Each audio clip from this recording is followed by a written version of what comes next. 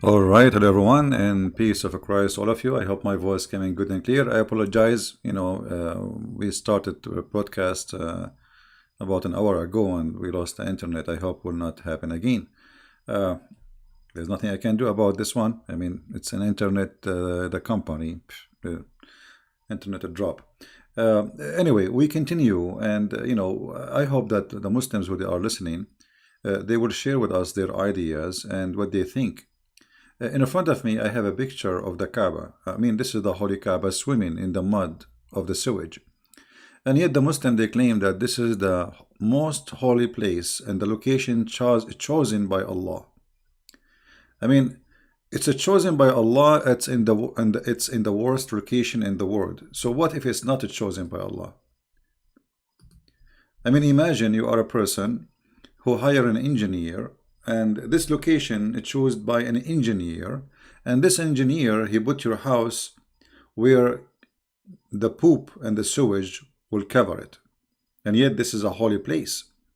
Actually, the Quran says that the Kaaba is a holy ground, and Christians and Jews and Buddhas and atheists and anyone who don't believe in Allah, they are unclean, they are filthy, dirty, najas. Najas is not just unclean, it means like nothing can clean you. You are really filthy.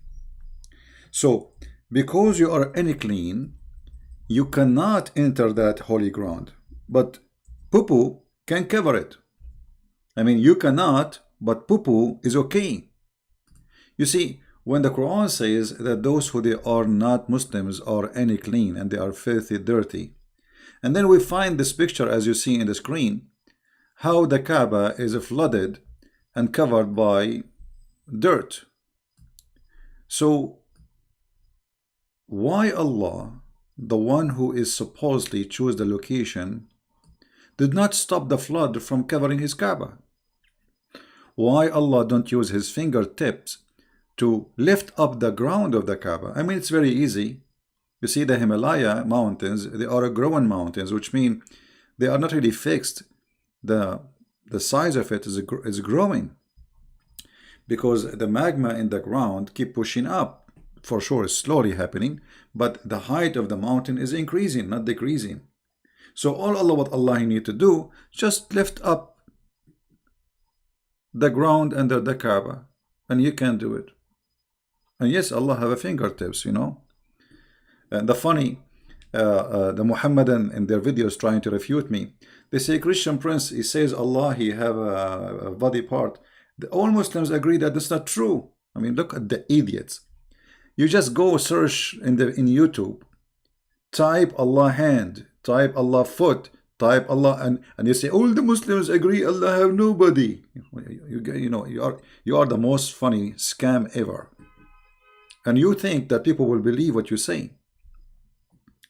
So, if you look with me at this Kaaba, this is a clear proof actually that Allah is a false God and Muhammad is a false prophet. And remember, this is a picture taken after we start having cameras. So, and then after they have their oil, they start asking American companies to solve the problem, how we can stop the flood from coming to the Kaaba.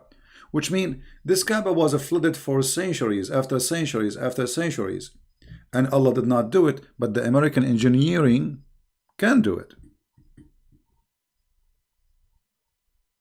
You believe it? The God of the Kaaba cannot do it. All those thousands of years, we have Islam already is more than 1,400 years.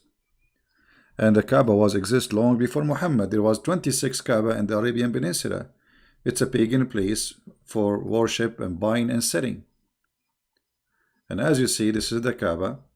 You see, actually, if you see the Kaaba, the old Kaaba was nothing really. But now what you see in TV is the money of the oil. Marble, lighting, even air conditioning, But you see, it doesn't matter how much money you spend on it. They spend on it because they make money from it. Every year, a lot of people go there and visit, and they spend a lot of money for airline. You see, the Saudi government, they make money from even your visit, just from the airline.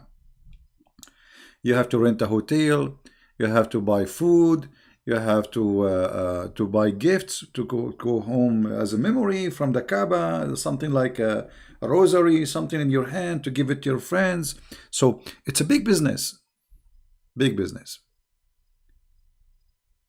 Why on a Friday prayer is only for male, no female allow?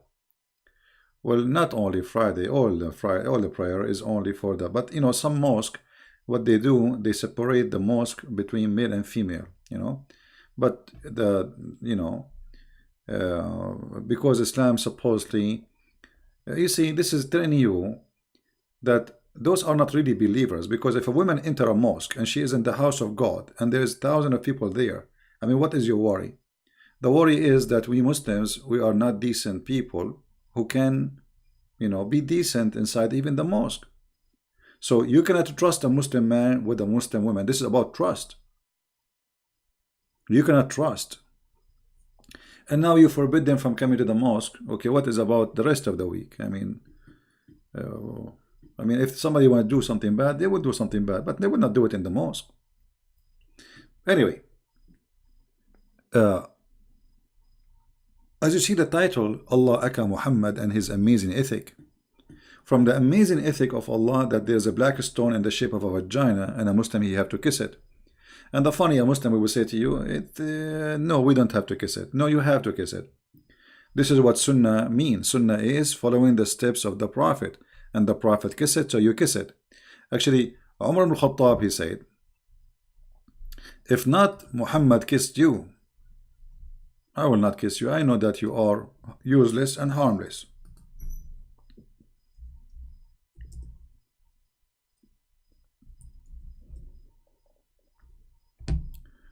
This is Umar ibn Khattab saying it clearly and getting Muhammad busted, by the way, because when he said this statement, he proved that Muhammad is a fraud. Why? Look what Umar he said. Umar came near the black stone and kissed it and said, no doubt, I know that you are a stone and can neither benefit anyone nor harm anyone. Had I not seen Allah apostle kissing you, I would not have kissed you. Do you understand how dangerous this statement is? Do you guys understand how dangerous? Muhammad is being spanked by Umar al-Khattab, because what Umar is saying, there's no need to do that. This is stupid. This is literally stupid. You are useless and you are harmless. So why we want to kiss you? But because Muhammad, he kissed you, we are kissing you. And this is not only proving that this stone is a fraud, proving Muhammad is a fraud. Why? Because Muhammad, he said that the stone, the black stone, is the right hand of Allah and is going to witness for Muslims in the judgment day. But look, Umar is saying, you are useless. Did he say useless? Yes, he said that. There's no benefit from you. No benefit and no harm. But Muhammad said something different. If we go in the different hadith, we will find this.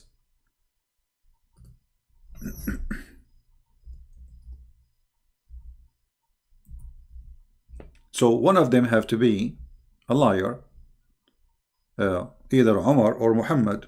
And here in this case, I believe Muhammad is the fraud. Let me instead see the hadith.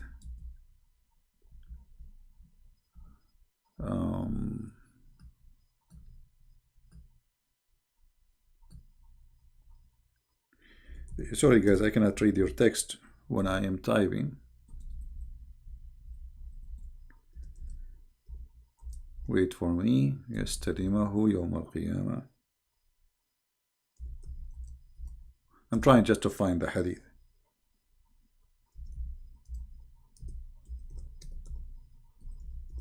Let us see if we can find it. Here we go.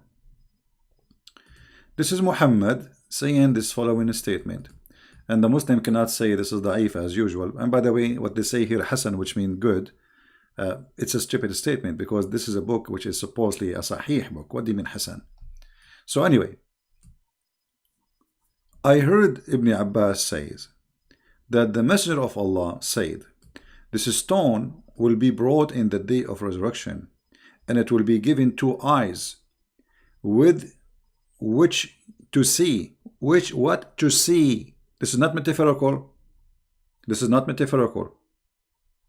Is going to be given eyes, literally eyes, which is going to see, and a tongue which to speak, and it will bear witness for those who touch it in sincerity. But isn't it Muhammad, isn't it Umar al-Khattab, he just said that you are a black stone, you are useless, you are harmless?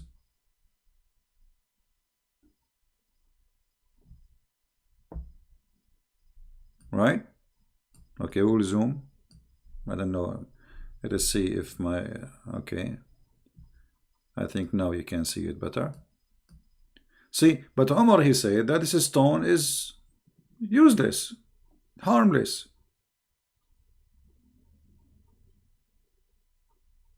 So which one is telling the truth? Okay, guys, we did zoom.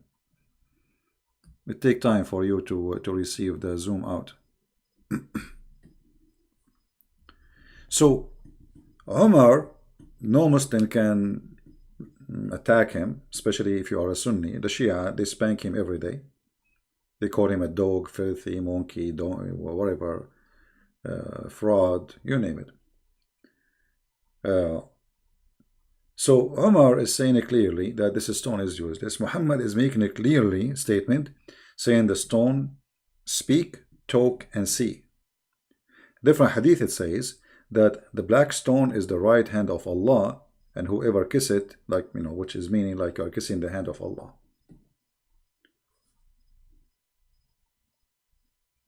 So how this can be ethical, that there is a God, he ordered us to kiss a black stone in the shape of a private part, claiming that this private part is going to witness for us in the day of judgment. And what is witnessing mean? I mean, what do you mean with black stone? So do Allah need a witnesses? What is that? So this is not metaphorical. This is literally happening. Muslim today, they kiss the black stone, which is nothing but the private black stone, which is for the god of fertility. And by the way, what is left from it is not only, there's no stones there actually.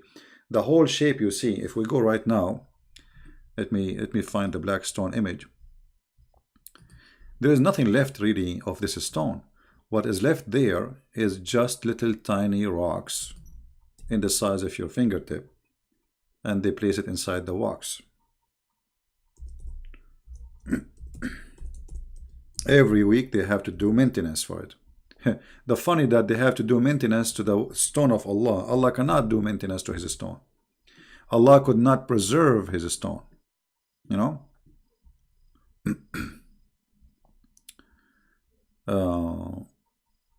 Let us see if we can show you. Here we go. This is how they are fixing the black stone. I will put it for you on the screen. Give me a second. They do waxing. Here we go. They do waxing for the stone, you know. And this waxing supposedly is because the whole stone is wax. There's nothing left. There's only small tiny rocks inside the wax, and this is what is left of the black stone. Actually, there is videos. There's videos in YouTube. You can search it about doing maintenance to the black stone. So look at this. This is a stone is going to witness for you in the judgment day, but the stone itself is not going to exist until judgment day because nothing left of it.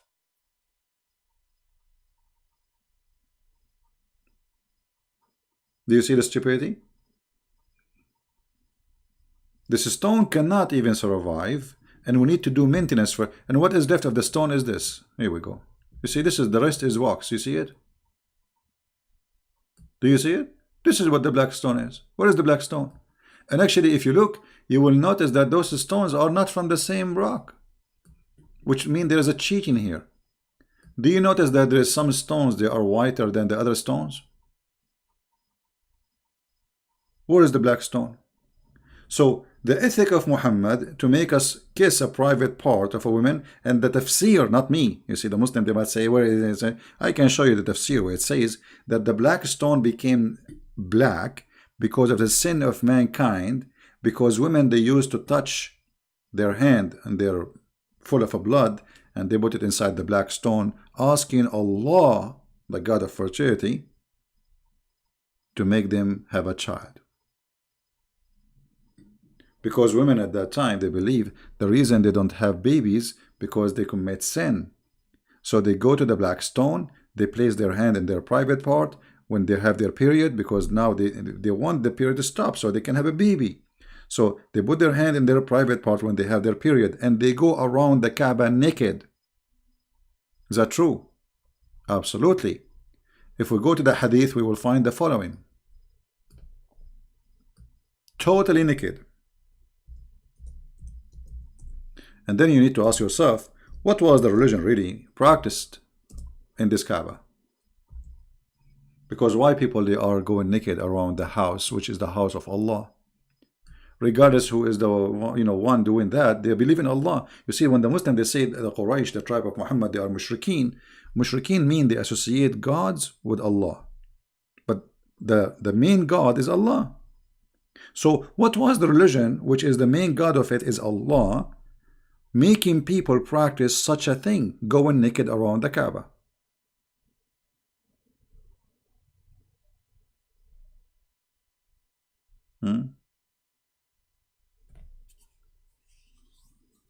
I think my connection is good and there's no problem. No, I think here, the location I am in, when too many people use the same, I mean, it's like a peak time. Today is a Friday evening, and too many people using the internet, and then the speed it drops suddenly. I hope that will not happen again now. So obviously the practice telling you that there is something wrong in this religion. Those who they are doing this nakedness thing, they are believers in Allah. They are not believers in something else. You see, when the Muslims, they say Muhammad was fighting his tribe, still the tribe he is fighting, they believe in Allah. They are not believing in a different God. So what was the religion really, which is believing in Allah, making people going around the Kaaba naked?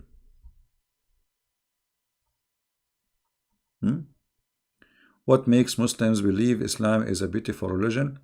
After hearing you teaching, like you see, most of Muslims, when you speak against Islam, exposing it, they go in denial. If you watch the videos, Muslim trying to refute me, I mean, they ignore what I said and they speak about something that is not there. As an example, they try to refute me about. As an example, Paul, they say CP. Here it doesn't say this is Paul. Here they are quoting the Christians saying that. No, the Christian doesn't say that. Secondly, why even the name of Paul there? This is Quran. This is the book of Muhammad, and this is interpretation of the Quran. So why you insert a story about Paul if Paul is not what the verse meant about it? So they ignore answering the question. Until now we are asking, who are the three messengers? They do not know. This is the main question. If it's not Paul, it's who? They'll have no answer. So Islam is a stupid cult. Copy paste.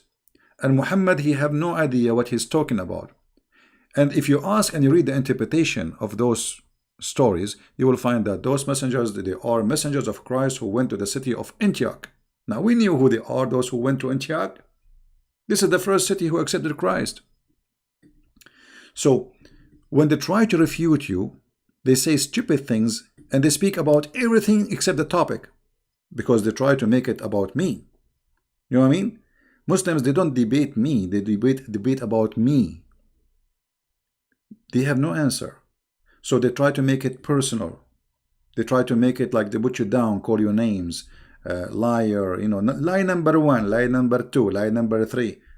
Call me and show me the lies. Why you don't call me? I mean, this will be hilarious. If you have all those lies, why you don't call me and let us make it official? Let us see how CP will lose his tongue. He cannot answer you now. Like, he will be shocked. Like, wow. And everybody will see that he's a liar. But they don't dare to call me.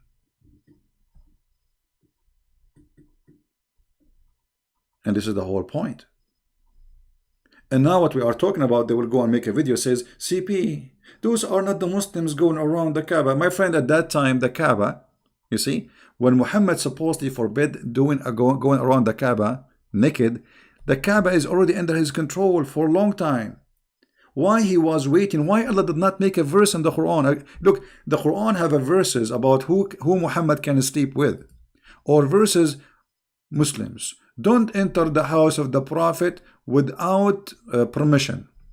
Like what? This is a verse. This is God is talking. Don't enter the house of the Prophet without permission. So he have time to make a verse about don't enter the house of the Prophet and don't eat his food and don't eat his sandwiches. But he have no time to say don't go around the Kaaba naked.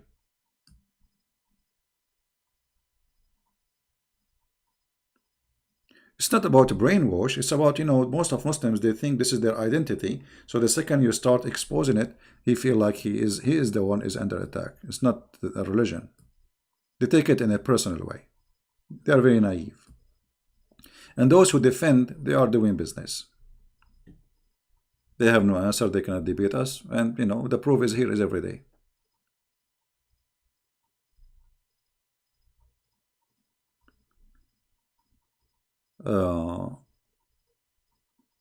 Refute the army story is real. My friend, how an army of elephant is going to pass all the way to Mecca? Just to show you how stupid this story is. I mean, Muhammad is officially an idiot. This guy, he heard legends and yeah. If we go to the verses about the elephant, chapter 105, it's a very small, tiny chapter, very funny. I mean, shouldn't you tell us what happened? I mean, what kind of God is saying to us? The whole chapter is 5 verses. If we count them, they are not even maybe 30 words. Don't you see what Allah He did to the people of the elephant? No, we did not see. Did you? Did Muhammad even see? No. Because supposedly this happened before Muhammad. So how you say didn't you see? I mean, even the statement is stupid. Didn't you see? Who is the one who saw that? Muhammad did not see it himself. Who is the one who saw it? And what happened? No, we did not see. Tell us, please. There's an army and they are coming with the elephant, and Allah He sent the bird carrying stones. Like what?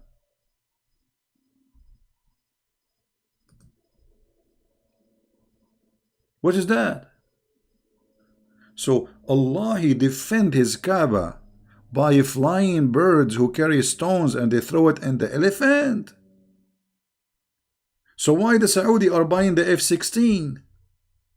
I mean, here we go.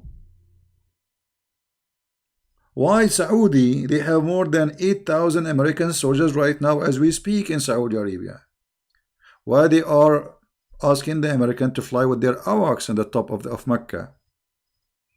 You have the birds, my friend. And not only that, there is a stories. Actually, the Kaaba was destroyed many times after Muhammad. So the story here not only is stupid, the story is getting busted by itself, by the history of Islam. Al-Hajjaj, he destroyed the Kaaba. There is many names, but the most famous one is Al-Qurmuti. Al-Qurmuti, who destroyed the Kaaba, and he took the black stone and he made it a stone for his own business, like bathroom, for more than 20 years. And not only that, Al-Qurmuti, when he destroyed the Kaaba, and the Muslim now, they say to me, it's a black stone. Why Allah will defend it? Well, here we go. Don't you see? The Kaaba was defended by Allah. He sent an army of birds. And here, remember, this is the Kaaba where people, they go around it naked at that time. You know what I mean? So Allah protect the Kaaba when people go naked around it, but Allah don't protect the Kaaba when people are not going naked. You know what I mean? So when the Kaaba became clean from the idols, supposedly, the Kaaba have only Muslims around it, Allah don't send His bird to protect the Kaaba. Al-Qurmuti, he come, he destroyed the Kaaba, he took the black stone, in the top of that he stood in the middle of the Kaaba, in the top of the ruin, and he said, hey Allah, where is your birds? Where is your birds? There's videos on YouTube, the sheikhs are explaining it. The guy was challenging Allah, says, where is your birds? Which means you are a fraud. After Al-Qurmuti, he destroyed the Kaaba, Islam demolished. A lot of Muslims left Islam because they noticed that this is really not a fraud. Where is Allah? Where is the birds? People were waiting for something to happen. The sky will have birds right now. No birds, no snakes, no cockroaches, no ants, nothing.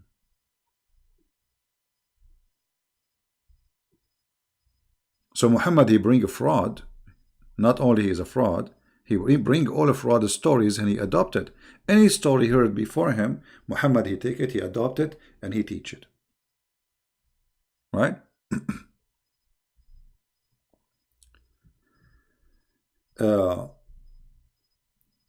When I lost my internet, we were reading about Muhammad advising a man not to marry a woman she is widow or previously married, to marry a child.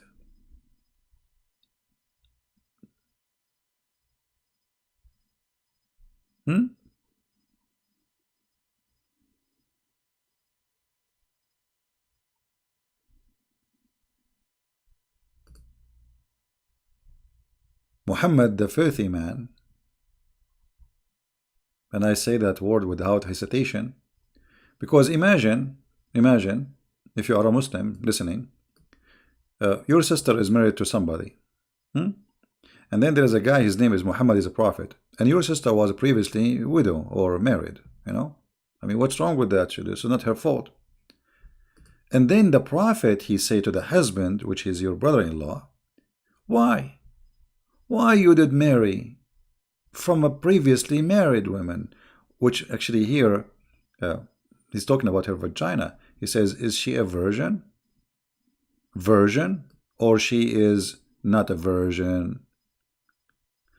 The guy, he said, she is previously married. Whereupon, Muhammad, he said, why don't you marry a young girl so you could sport with her? Look at the wisdom, look at the ethic. A man is encouraging a man to hate his wife who is married to, he's happy with her. And what is the target? To find little girl so we can sport with her. You believe it? Imagine you are a father of that woman who is married to this guy Jabir. And you hear Muhammad saying to this Jabir, why you did marry this woman? Why? Why you don't marry a little girl so you can play with her? Here you see the mentality of Muhammad, that he is a sick person. Not only he's a fraud, not only he's a filthy, he's mentally sick. Because this is the best man of the Muslims advising the best advice. Who can advise better than Muhammad? Nobody. Right? Yeah, what kind of a sport exactly? I mean, she's a child. And the Muslim, they might say, CP, it doesn't say she's a child. No, it says, read carefully. And she could sport with you, or you could amuse with her. Amuse, as if she is a cat. She could amuse with you. I said, Abdullah died, and he fell martyr in Uhud, which means this man and his family, they're fighting for Muhammad, they die for Muhammad, and left 9 or 7 daughters behind him. I, therefore, did not approve the idea I should bring a girl like them. Do you see it? His brother, he died, and this guy now taking care of the family of his brother.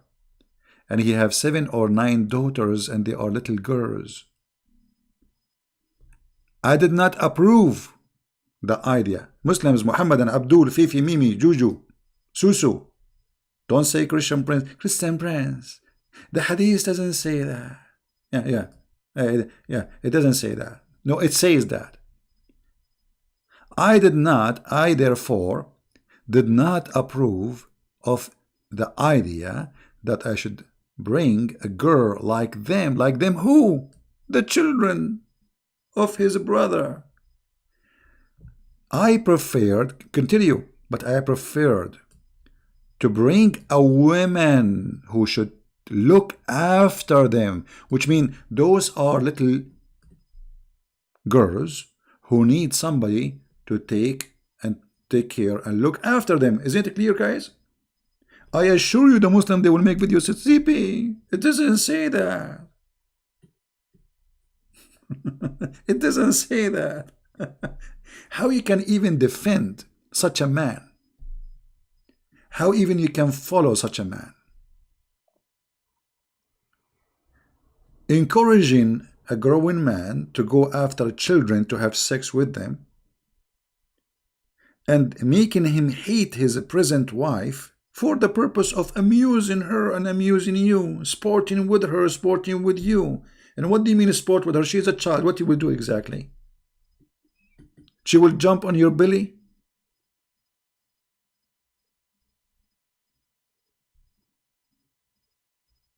How in the world anyone can believe in such a man? I'm going to open my Skype for Christians to call because I promised them today that I will take calls and I want to keep my promise. I hope we will not lose internet. Look like we are going fine. Let us see where is my Skype.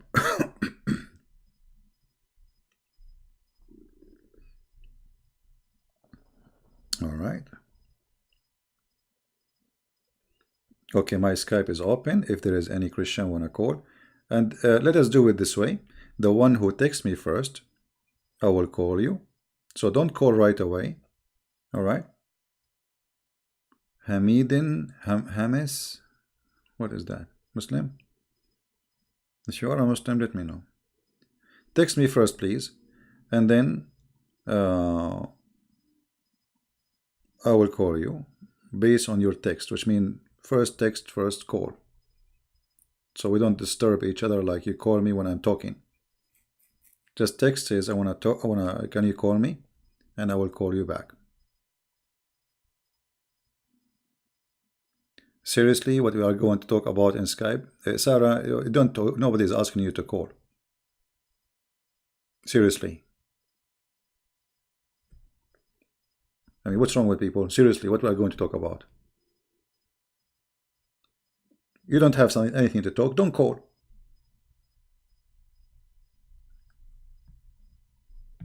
Yeah. So Christians, they can call if you have anything to say. If you have anything to share for the free, we are receiving calls for Christians.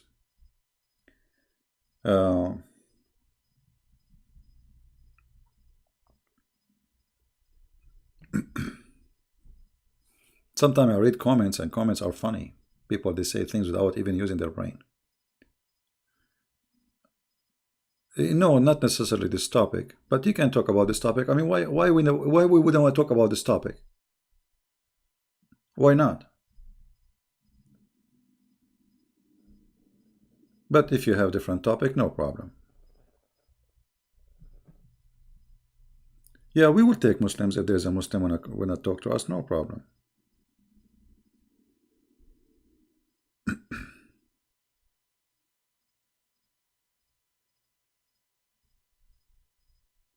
Yeah. So how this man Muhammad can be a prophet of God? Somebody asking question about Sahih al-Bukhari. Let us see what is the question. Is it true that Sahih Bukhari was written by Imam called Muhammad ibn Ismail ibn Ibrahim ibn Bukhari? Ustad Abdul says that. Yeah, so what? By the way, Al-Bukhari, there's nothing is called written by Al-Bukhari. There's no book called Al-Bukhari. Al-Bukhari, which we are reading right now, this is not a book written by Al-Bukhari. Nobody have a book. It's called Al-Bukhari.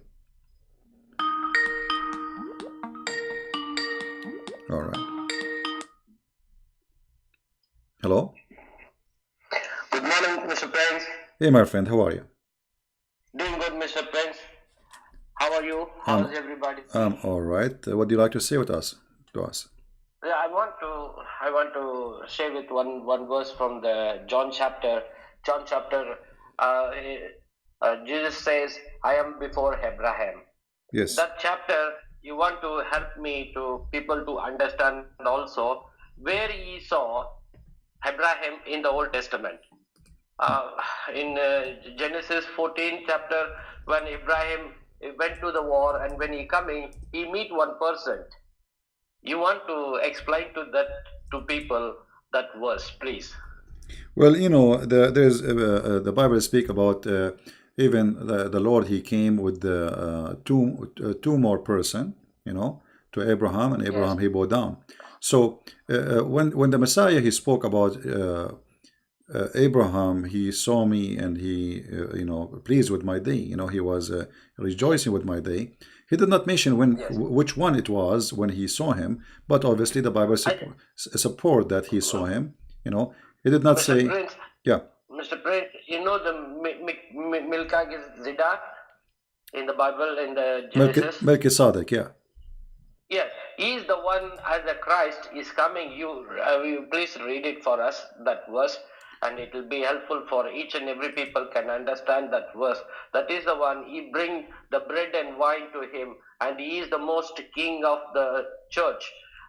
He's coming from the place, is from the heaven, but in the map, that name is not exist anywhere. That is the one I want to explain to the people, for everyone. I'm trying just to understand. So, you see, for me, God, he appeared to Abraham, and there is the statement in the Bible in many places. So, I cannot say it's just only this is about when Melchizedek came and spoke to, and he saw Abraham. I can say that God confirmed that he met Abraham, and Abraham he saw him as a man. Correct? Yes, sir. Okay, and this is the most important because the Messiah, you know, see the Bible first of all is not let us say mention everything Abraham he did, same as everything about Jesus. Correct? There's no way that you can write a book about someone like the Messiah, and this book is a few hundred pages, Yes. right?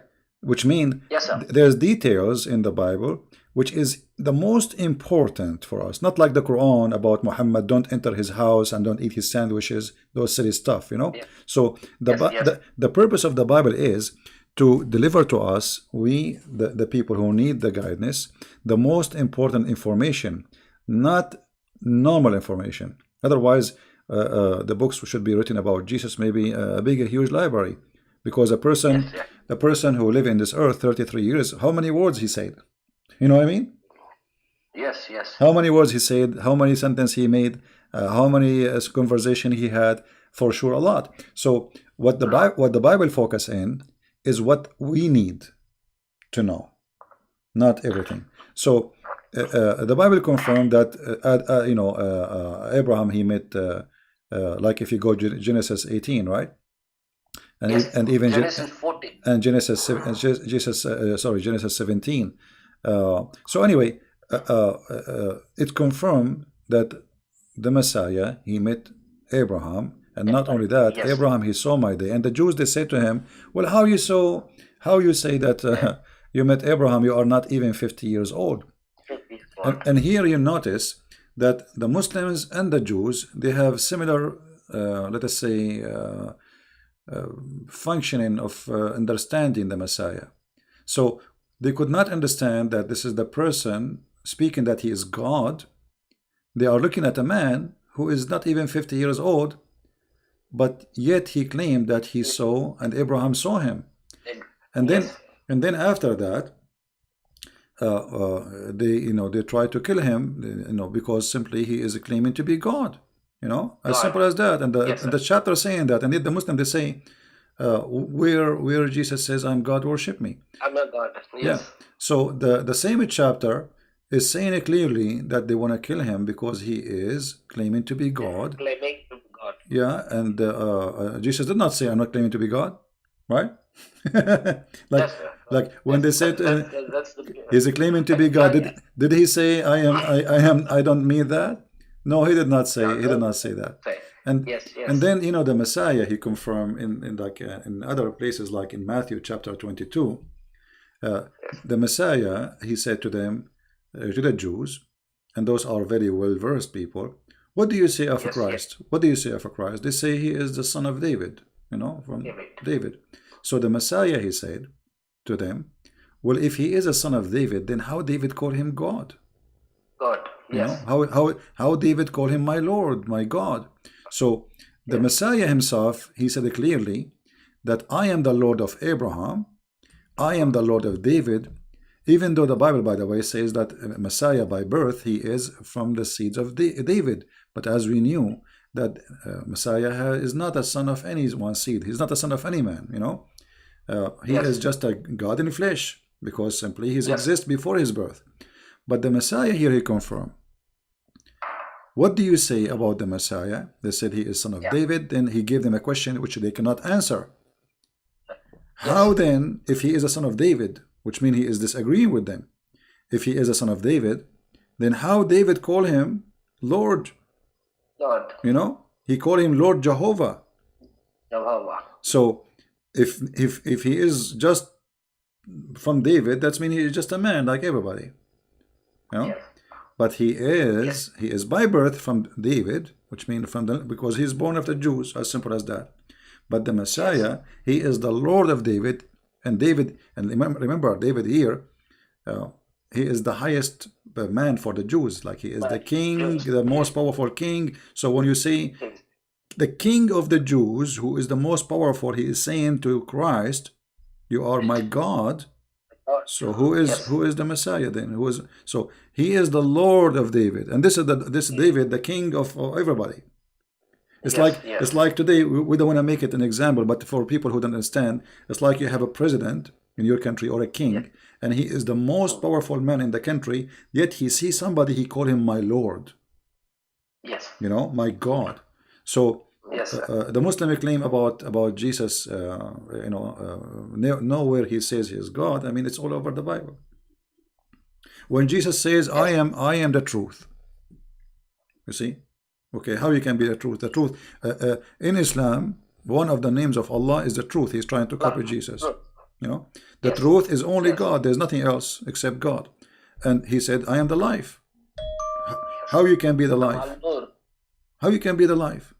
You cannot be the life unless you are God, because when you say I am the life, which means that all source of life is coming from me.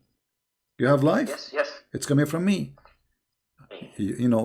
All life, all source of life, not only human. So I am the life, and then I am the resurrection. And yet they say to you, where Jesus said, I'm God.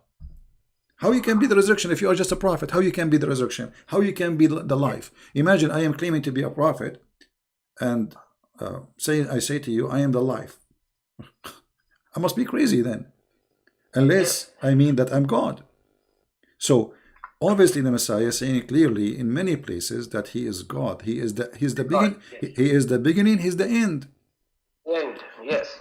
Just to add to what you said, the Muslims, I'm sure you heard them before saying, where was the Trinity before Jesus was born?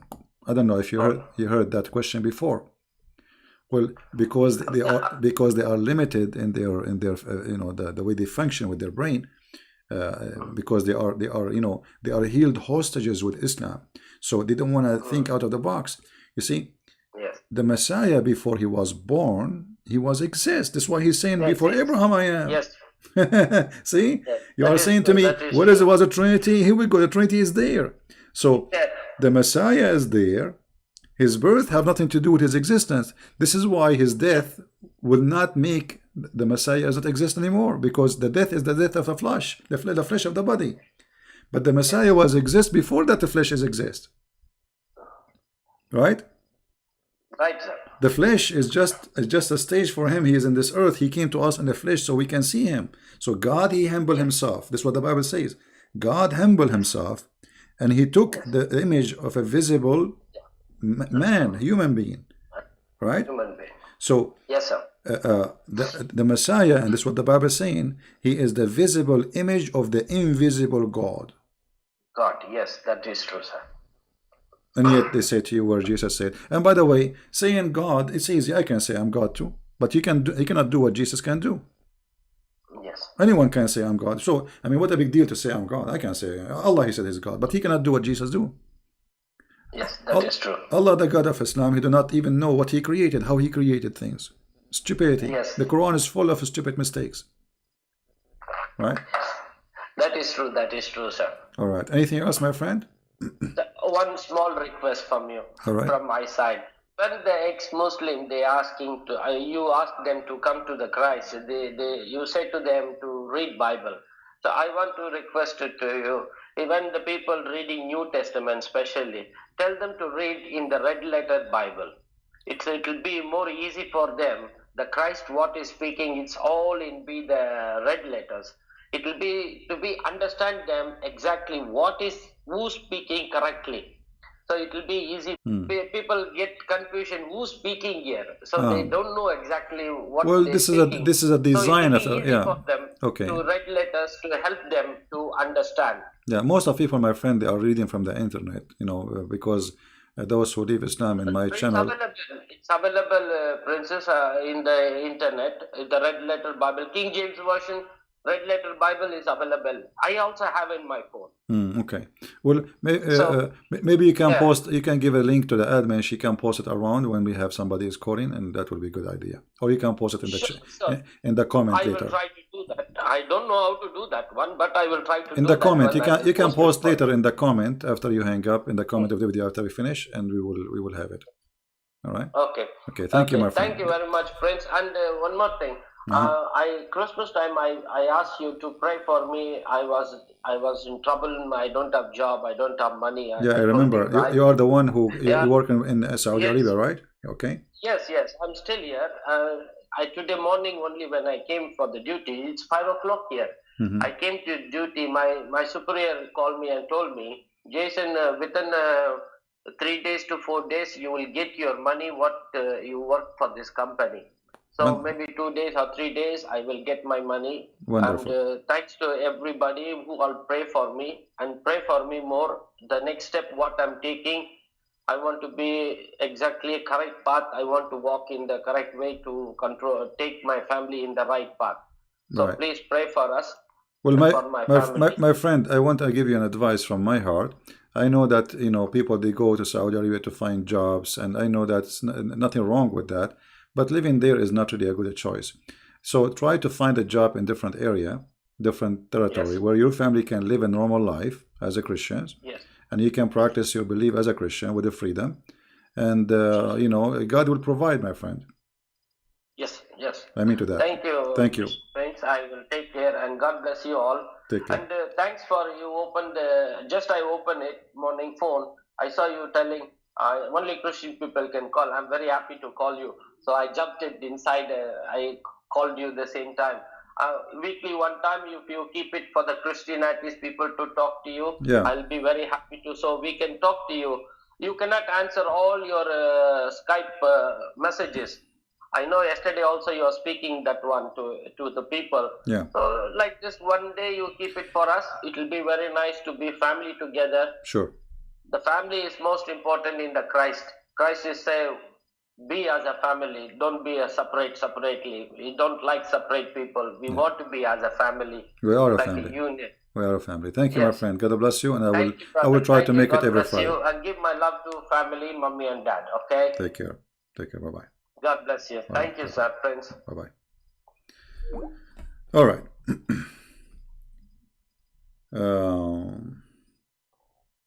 Very nice person. Wonderful family he have. Working hard to provide his family.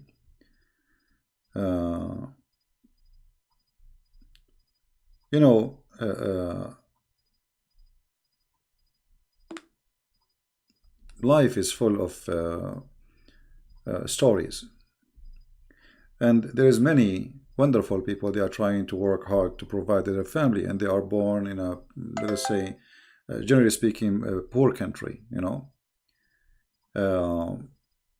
but nothing make you poor as being poor in your heart, because at the end of the day, everybody live.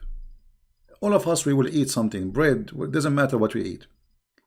There's poor who they are living. I saw poor real poor people. But they are happy, they have nice smile. Me, myself, I don't have it. And the other day I was watching a video about people in the Philippines. They have a flood. The flood took their houses, and they are smiling. I mean, imagine those people. They have nothing. They have nothing before the flood. Little tiny house made from, and you think they are poor, even if you are rich, because there is people who have a lot of money, but still they are poor because they want more and they will never be satisfied.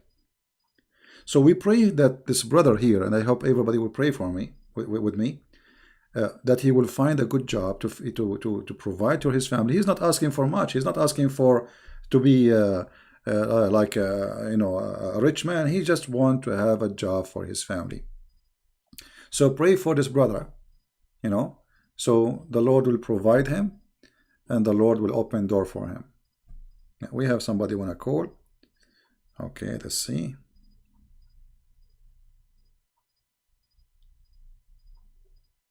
We will try to have an open call for everybody, in Friday for Christians, like today. I think this is a good idea. Every Friday, we open Skype for people to call. Yeah, the one who wanna call me, he can call. Or the one who texts me now, I send him sure. I will send you confirmation. Let me call him. I will call him. Now look like his internet is bad, maybe.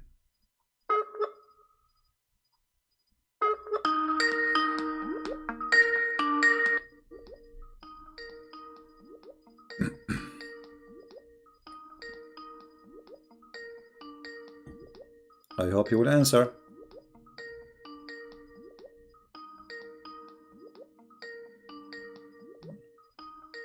Well, he is not answering. Hello?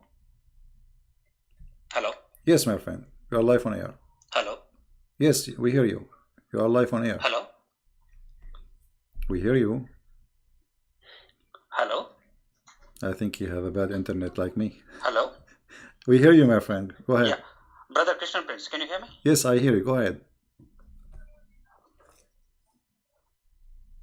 I hear you. Don't Brother listen. Christian Prince, can you hear me? Don't listen to me from YouTube. Listen to me from Skype. Praise the Lord, brother. Yeah. Thank you, brother. Thank you. Thank you for taking my call. And I'm praying daily for you, for your protection and the wisdom what you share. That's a God's blessing. So I have one thing to just to discuss. I know a lot of callers will be waiting. I will just tell my question and you can take it off and I can drop off. No problem. What we see is Jesus is a Jew, right? And according to Islam also, they believe that Jesus is a Jew, but they hate Jews. And if you see that Jesus is sitting in the heaven with the God, and he's going to come back, but still they hate the Jews, right? So I just wanted to know why they don't understand this concept and why they hate Jews. Yeah, okay, I will answer you as you requested after you hang up. Anything else you want to say? No, brother. Okay. I think this will enlighten a couple of brothers and a couple of sisters, those who are listening to. All right. Thank you very much for your call. God bless you. Thank you, brother. God bless you and God protect you all the time. Thank you. Bye. Yeah, it's a very wrong understanding to think that Jesus is a Jew. He is the Lord of the Jews. He is the King of the Jews. He is the God of the Jews. He is born of a Jewish family, yes, but he is not a Jew. By birth he is a Jew, but he is the God of the Jews. You understand what I'm saying? But I understand what you are trying to say to the Muslims. They hate the Jews and so. But this is the same. Can be go to. You see, Muslims they hate the Jews, not because they they understand even why. Muhammad said hate the Jews. That's it. If Muhammad says love the Jews, they will love the Jews. This is why we say Muhammad is the God of Islam. It's not why you should hate the Jews. I mean, how you can generalize even anyway? Everybody is a Jew, you should hate him. Why? Even Muhammad, he says that time will come, and if a Jew hide behind a store, any Jew hide behind a stone or a tree, the stone or the tree will call and say, hey, there is a Jew behind me, kill him. So Muslims, they are following blindly whatever this man, crazy man Muhammad, says, not because they are convinced, but because they are blindly obey. Muhammad, he made verses, says you have to obey Muhammad. Whoever obey Muhammad, obey Allah, which means obedience of Muhammad is from obedience of God. So he is God in earth, yet he don't claim to be God, but he have the authority of God. Muhammad, he says something, Allah, he says something. Actually, Muhammad, he win. You know, there's many things in the Quran, the Muslim, they say to you, it's abrogated by a hadith. How Muhammad, he can abrogate the words of Allah if Allah is his God? So Allah, he says something, Muhammad, he says something. Which one we follow? Muhammad, because Muhammad is more important from Allah, which is a fake God. Muhammad, he just used Allah as a proxy, like, you know, he's a tool. Muhammad, when I have sex, he made verses saying any woman, she want to give herself to the Prophet. Muhammad, he want people not to come to his house, eat his sandwiches. I mean, have you ever heard of a God saying don't come to the house of the Prophet to eat his sandwiches? What is this? The sandwich God? All right, we have somebody trying to call. Tell me if you want me to call you, my friend. Just don't send me a text. If you want to call, say, I want, please, can you call me, and I will call you. Have you ever heard of a God saying to his prophet, any woman she can give herself, and you may differ between them? You might delay some. What is that? Allah is giving tickets for sexual activities. Okay, somebody asking, can I call?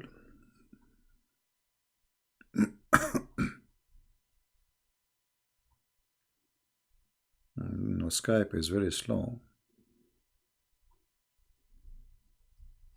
Let us call this gentleman.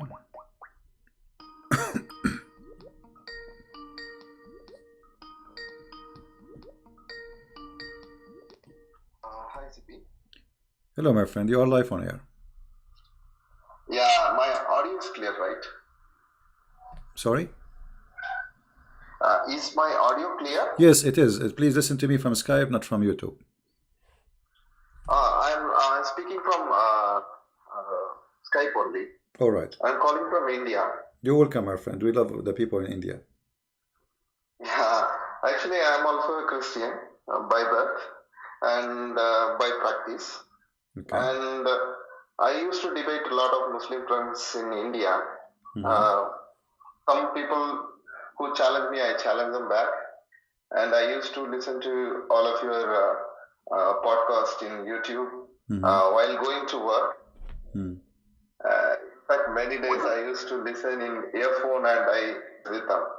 Yeah, well, you know, when you want to discuss religion with somebody else, you better, you know, like educate yourself before you speak about the topic. Otherwise, you will look ignorant. Like the Muslims now, when they speak to me, all of them, they look ignorant. Even those, the ones that grow beard, they, you know, they look very ignorant. So education is education is a must. Only facts. Yeah. Yeah, that is very important. That I always realize, and I did that. I wanted to talk to you about John chapter 6. What do you think about John chapter 6? I am a Catholic myself. I believe in the Eucharist. Do you have the same understanding on John chapter 6, which is Jesus presenting his body and blood, soul, and divinity in the Eucharist? I don't understand you, my friend. What you believe in? What? Eucharist, the bread and wine becoming the body and blood of Christ. Repent. Bread and wine, which is you mean okay, okay. He orchestrates that. Yeah, all right. Yeah, you know the Messiah. He said, "This is my body will be broken for you, right? And this is my blood will be shed for you, and do this to remember me." Now, the Messiah, when he said, do this to remember me. But by doing that, as he said, as if we are drinking from, but not it is, which means it is metaphorical. We are not drinking blood, right? But in John chapter 6, he is telling, truly, truly, I say to you, unless you eat my body and drink my flesh, you will not have life in you. No, my friend. Yes, but still, this is metaphorical. Did anyone eat the body of Jesus? I mean, yeah. Let me try to explain to you what I'm. I think John chapter 6 and the Last Supper are connected. Yeah, my friend. Because if you go to Good Friday and look at, you will see only an execution. Unless in the context of the Last Supper, you will not see a sacrifice there. So the sacrifice is orchestrated in Maundy Thursday, and then the Good Friday, the execution happens, isn't it? Yeah, you see, when you read, try to read in more like see the whole image, not only one verse. If you read in John chapter 6, you will see that Jesus saying to them that I am the bread of this life. It's not. He said, it's not by the bread only human being live, but by the word of God, right? Not only by the bread. So the Messiah. Bread, isn't it? Sorry. Word of God is Jesus Christ. Yes, so correct. But this is mean. It's not really about eating the bread. It's not about him being eaten like in the bread. This is symbolic of what he did to us. So he is the bread of life. He is our provider. This is the real provider. You see, bread is coming from somebody, from provider. Somebody provide you the food. Somebody provide you the life. Somebody provide you your blood. So someone provide us your existence. That is God. And the Messiah is saying clearly that I am the bread of life, and by me you will have eternity. All right. So if you go to John chapter 6, you will see in verse number 27, he is saying to them, don't work for the food which is can be spoiled, but for the food which is going to be eternal, and the one who works for it will give in eternal life, and that is the only one who can give you that food. That is the Messiah, right? So this is the food here is not about something we eat literally, but doing what Jesus said is to remember him is something beautiful, and it's a blessed for sure, because he is saying by doing this you are doing that, which means you are receiving my body and you are receiving my gift to you. So yes, taking the bread and drinking the little juice or wine, this is a gift from the Lord, so we remember what he did to us and give us a blessing for our heart and our body. Yeah, that's good explanation. Thank you for your briefing on this. You're welcome. Yeah, I want you to be careful always when you say those sentences to Muslims, because Muslims, they might think we drink blood. You know what I mean? They will say, "Oh, those people, those Christians are zombie. They drink, they eat Jesus and they drink Jesus." So we have to be careful. Otherwise, already they are making lies about us by millions. So they easily straightforward they will make lies. But if you give them something something difficult to understand, they will just twist it. Yeah, they twist it in purpose. Not only they understand it, but they twist it in purpose to make it look like not what it is. I build stories and then I just twist them into challenging their own idea. Say, for example, I tell them a temple priest who is possessed by their god tells that give me your women to me. And what will you do? I ask them. So they tell me that I will beat them to pulp. He is a false one. Yeah. Then the same is told by your prophet. What will you do? I ask them. Then they get into a shock. Where he said that? Then I quote the Quranic verses. All right. Then they will not be able to answer me.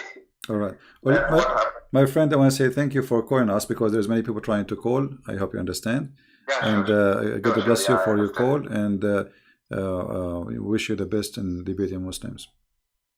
All right. Yeah. Praise to Lord Jesus. Take care. God bless. Bye bye. All right. Somebody else trying to call. Let us call this person.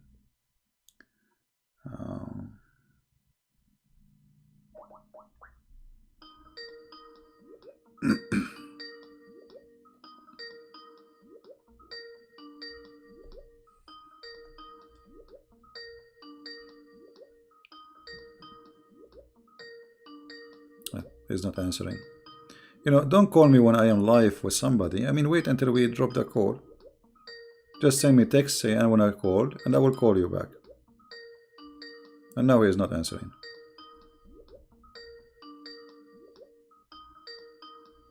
All right. Well, we will go to the second person. Just send me text saying, can you call me? Don't call, because then I would decline your call to me. Can I call with that topic? All right.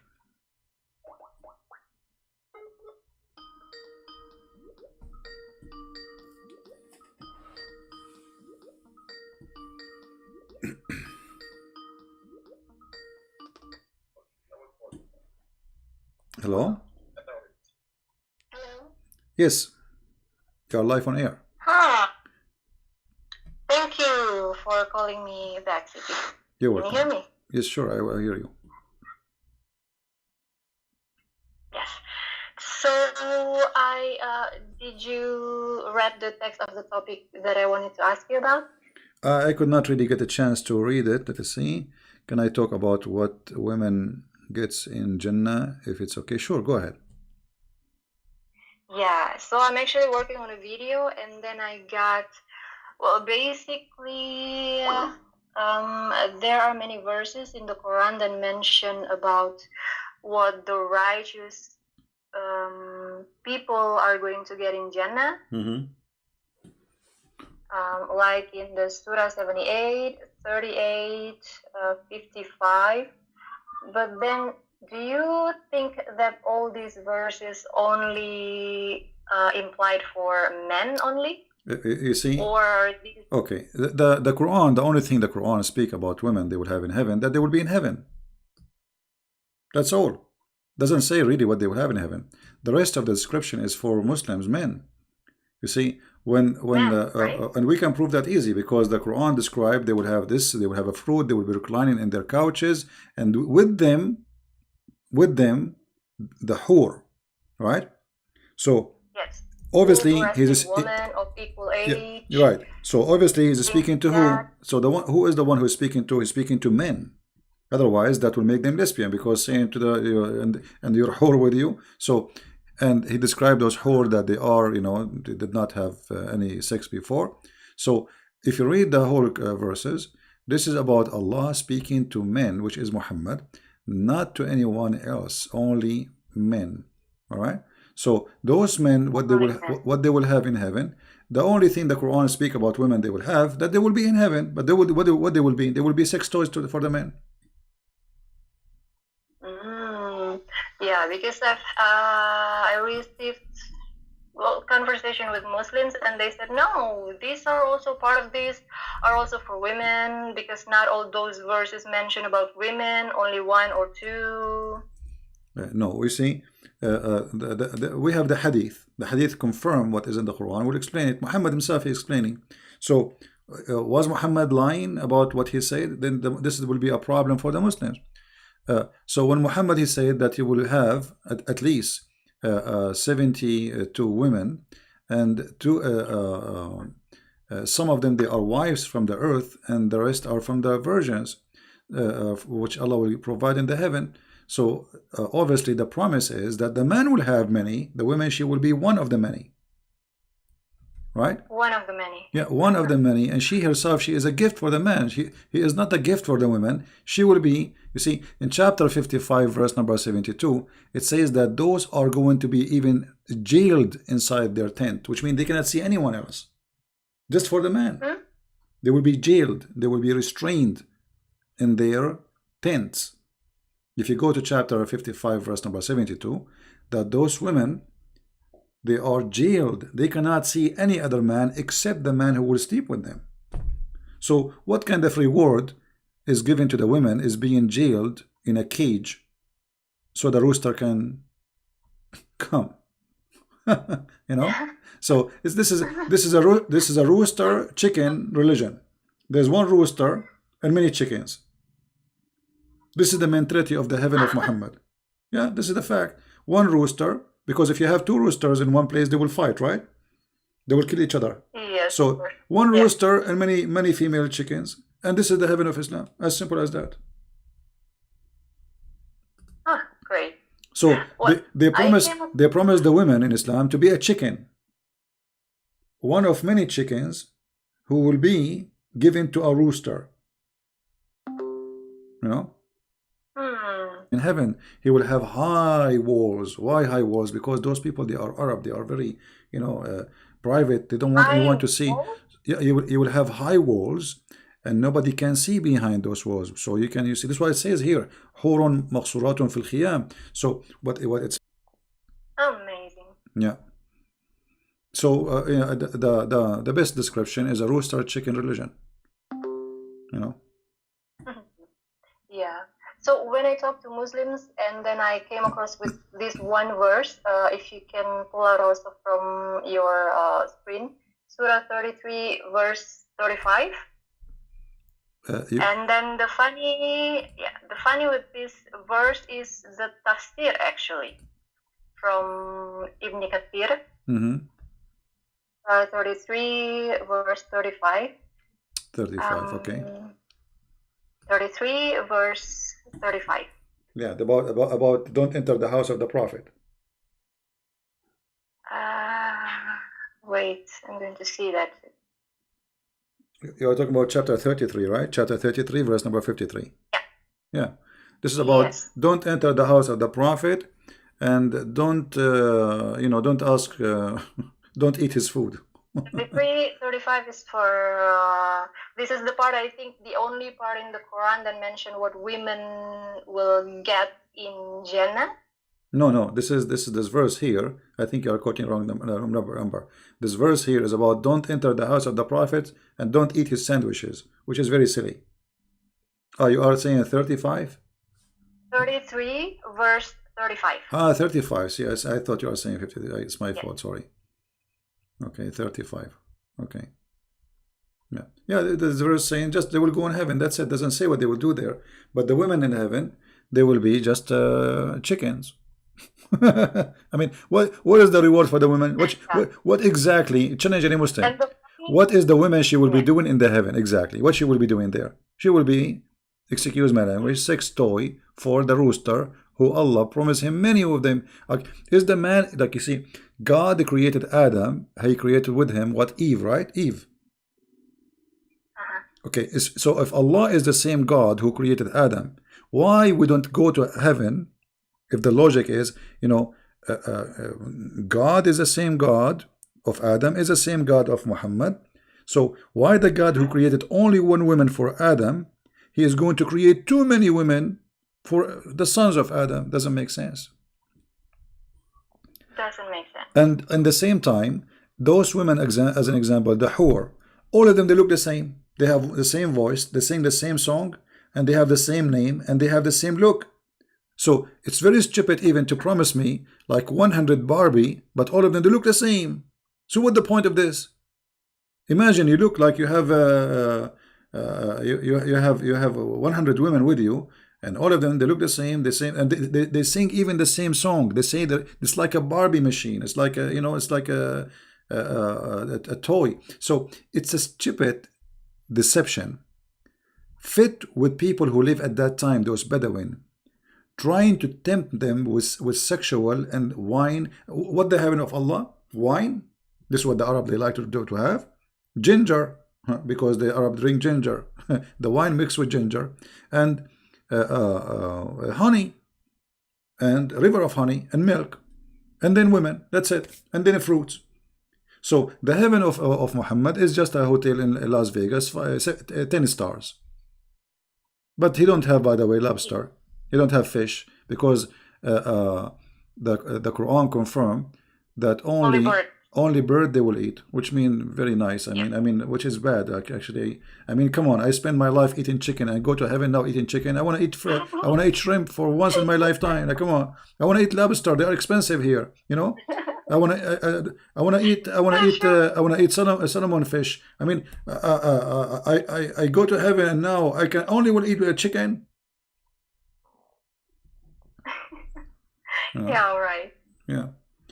All right. Anything else? But the funny with this, but the funny with this verse was actually in the tafsir. Yeah. I pulled out the tafsir from Ibn Kathir. If you cannot put it in your screen, maybe I can just read the sentence. Yeah. It says here the reason for revelation. And I quote, Imam Ahmad recorded that Salama, the wife of the Prophet, said, I said to the Prophet, why is it that we are not mentioned in the Quran as men are? And then one day, without realizing it, he was calling from the mimbar, and I was combing my hair, so I tied back my hair, and I went to my chamber in my house, and I started listening out, and he was saying from the mimbar this chapter. So basically, the reason for this revelation of this ayah is that because Muhammad just got complaint from one of his wives. Right. Always those things happen because Muhammad is simply, he makes things up to fit with what's happening around him. So somebody complain, a woman, she complain. But remember, Muhammad, he made in different hadith, he said that the majority of women, they will be in hellfire. Remember that hadith where he said they are half a brain? Okay, so those who will go to heaven is those who they are only obedience to their husbands and totally obedience, and they are literally chickens, which means you have no say, nothing to say, and that will make you go to heaven. Otherwise, the majority of women, they will go to hell, and the hadith confirmed that. So Muhammad, he asked them to give him money, donation, so then Allah will forgive to them, so they might go to heaven, which means Muhammad not only is confirming that he's a fraud, but he claiming that if you give little, you know, I mean, some earring, they start giving him earring and rings, by giving some gold to Muhammad, then Allah will take you to heaven, even if you are a bad woman. You know? Yeah. Because what he said? He said, women give it charity. Charity to who? To Muhammad. He want their money. And because I saw most of you going to hell, okay, if women by giving charity they will go to heaven, that means they are still bad, but by giving the money to Muhammad they will go to heaven. What kind of heaven this heaven is? You see, he is not saying change the way you live, change the way you are, give it charity. And then they start giving him their earring and their rings. And that supposedly will make them to go to heaven. O women folk, you should give a charity and ask much forgiveness, for I saw in your block amongst the door of the hell. So they are the major people of hell are women. But the fact is not true, because this is totally contradiction with the Quran. If Muhammad he promised every man many women in the heaven, regardless of the number, that means the number of women, they will be way more than men. Right? Yes. So either this hadith is a fraud or the Quran is a fraud. I believe both of them, they are fraud anyway. And not only that, Muhammad he made some stupid mistakes. He claimed that women, they will go to hell because they have deficiency in their religion and deficiency in their intelligence. And if you think about it, both who he called them deficiency is not a reason to go to hell. Because let us say a person, he have deficiency in his brain. Let's say he's crazy. He's a crazy. Allah created them that way. Yeah, he's a crazy. Let's say somebody's a crazy. Well, this is not right. God is God of justice. He will not send him to hell. This guy is a crazy. You see, God judge you by what he gave you. If you don't have the brain, which you can judge by what to do, what not to do, then why God will send you to hell? So Muhammad saying that women, they are stupid, therefore they will go to hell. But this is stupid of him to say, because if a woman, she is stupid, she is the maid of Allah, and that means Allah should go to hell, not the woman, because she is maid of the maker. Look, and what they ask him, what our deficiency in her intellect and religion? He said the testimony, the proof of the deficiency in intellect and religion, that the women testimony is two women equal to one man. So Muhammad, he want to prove to the women that you are half a brain by saying a rule which he is the one who created, saying that two women equal to one man in witnesses. And all of us, we knew this is stupid, because women, they have actually, when it's come to details, women, they have better memory. As an example, if you go with your husband to a dinner, and then we come back and we ask the husband what you ate, he will not remember. He will not remember. Sure. The women, she would describe what women they were wearing, the shoes, the perfume, the earring, the bracelet. I mean, she would describe everything. The guy, he would not even remember what he ate yesterday. So here Muhammad proved again that he's a false man. He put the women down in purpose, because he need the men. He need fighters. Women are just women sitting at home. Those are the fighters. So he gave full control for the man, full promises for the man, and the women, it just exists for the man. Definitely. Yeah. Anything else? So one thing also, CP. Okay. They used to bring up this verse also, Surah 41, verse 31. Muslim women used to bring this verse. And here it says, "We are your protectors." Well, I'm taking from the Yusuf Ali translation. It says here, "We are your protectors in this life and in the hereafter. Therein shall ye have all that your souls shall desire." Yeah. So Well, they said, well, whatever we want, we get. yeah, actually, there is many Islamic scholars, they speak about this, that the Quran confirmed that even if you are going to be a homosexual, you can have sex with men. And actually, I can show tons of reference about that. Yeah, a man, he can, because it says whatever you wish. Actually, there's a video, you can search it. A Muslim, he called me, and we did talk about in that video about if having sex with his mother, because in Islam they say, many scholars, that you can have sex with your mother and your daughter. Some they say no, it's not allowed, but the Quran says whatever you wish. So if you can search for that video, and then he said to me clearly, so what's wrong with that? Search it, you will find it. I think it's called I don't know, Paradise something, Christian Prince. You have to put it, the Muslim, he was calling me and he was defending, he was angry, and he's saying to me, what's wrong with that? What's wrong with you? Actually, I will try to find it and play it right now. After you finish, I will try to find the video. Yeah, of course. And let us see, Christian Prince. For me, it's very hard to find my videos because you type my name, you find endless number. You need to remember the name of the video. Heaven, maybe debate. Let's see.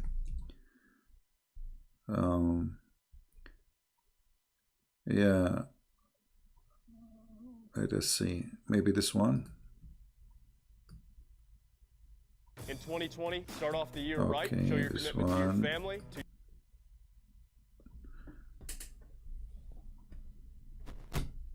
We'll put it in the other speakers so everybody, including you, can hear. Okay. Yeah, actually, after you hang up, I will play it. Anything else you want to say? That's it. All right. Thank you very much for calling, and God bless. Take care. Bye. God bless. Yeah. Yeah. So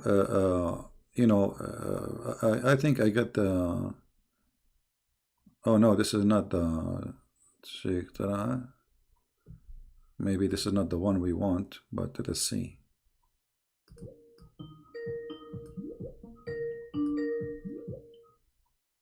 Hello? Yes, Sheikh Talal, how are you?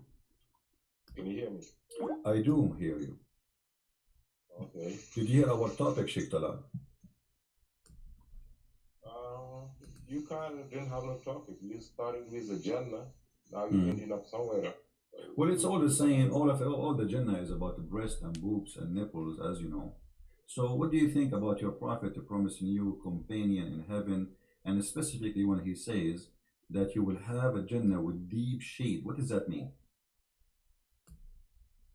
The first thing I would like to do is to set some records straight. Hey, my friend, don't set record. Either you want to call and talk to me about the topic, or why you call me? What record is it? Yeah, I think this is not the one. Anyway, I need to find the video I'm talking about. Um, I don't remember really the name of the video. It might be hard to find it.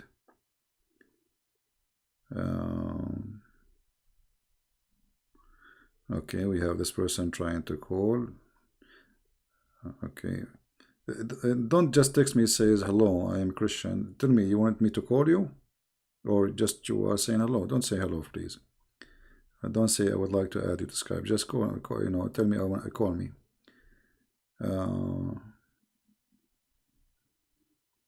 Okay. Here we go.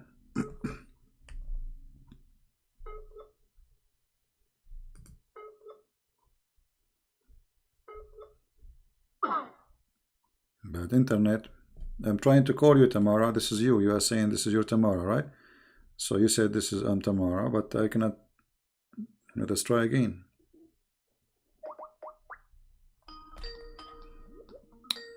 All right.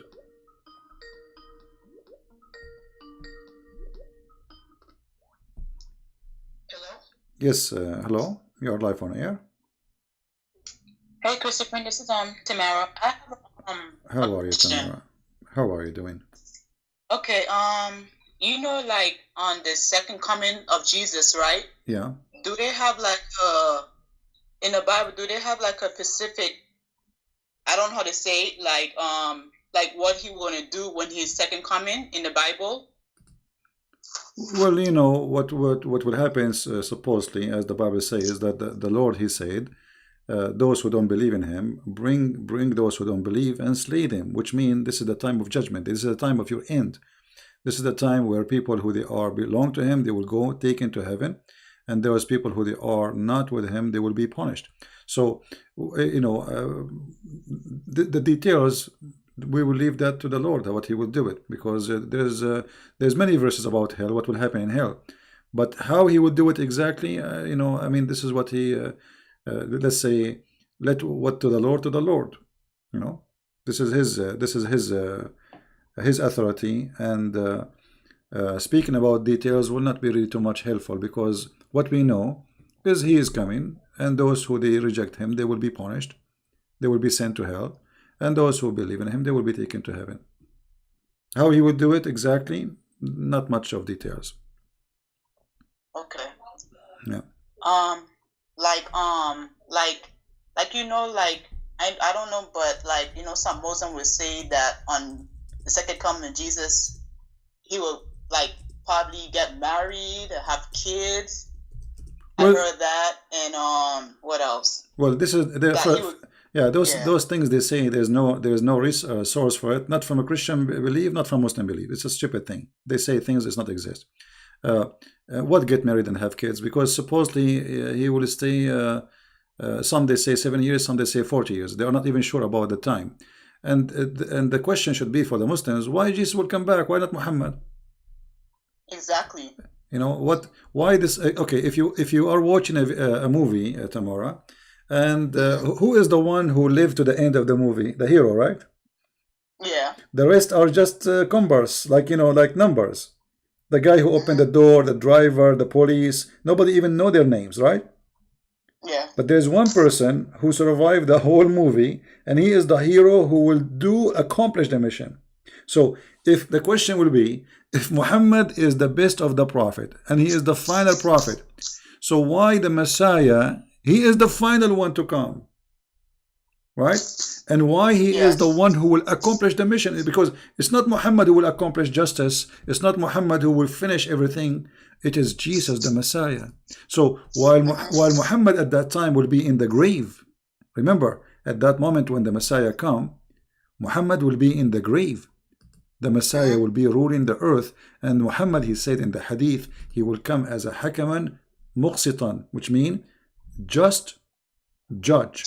And remember that a man, he cannot be judge and just in the same time, because no man can be just, right? Okay. So the Messiah not only will come back, but the Messiah will come and he will rule the earth, and he will be judge and just, and that confirm that he is God. Okay. Otherwise, no man How, in order for me to be just with you, I have to know the unseen, correct? Which means like when they go to court, the judge by what he knew, the evidence people provide, but maybe the evidence are fabricated. You bring witnesses, and maybe the witnesses are a bunch of liars, but still the judge, even if he's a good judge, he will judge only by what he know, and what he know is the proof you provide. So the Messiah, he will be judge and he will be justice. How he can do that? That is not something given to a man. No man can be justice in any way, in any means. Okay. And even if you know what happened, how you can be judged? Because now what is the punishment? Who's going to decide the punishment? You know what I mean? But let us say I did something wrong to you, and now and we know exactly what I did. Maybe I stole your money, maybe I took your wallet, maybe I whatever. Now, what is the perfect punishment for this person who did this crime? Because the crime should fit with the penalty should fit with the crime. So to be a person who is capable of giving punishment fit with the crime for whatever crime is, because imagine we have billions of human beings, there's millions of crimes. So which one is the fit penalty for the fit crime? The only one who can do that is the Messiah. Yeah. Yeah. Anything else, Tamara? That'd be all. You answered all my questions. Yeah. Well, the Muslims obviously they are confused about who is the Messiah, and the question even why he is called the Messiah they do not know. what the Messiah mean they don't know. Imagine one of the Islamic tafsir says that the Messiah was called Messiah because he have a flat feet. Flat feet. I mean, how stupid this religion is, how far it can go with this stupidity it's beyond imagination. Yeah. Okay, Tamara. Thank you very much for calling. We will take another person. You're welcome. Take care. Okay. Bye-bye. Bye. Yeah, the Messiah is a judge and ruler. Let me see. I'm trying to find the hadith, so to put it on the screen. Hold on.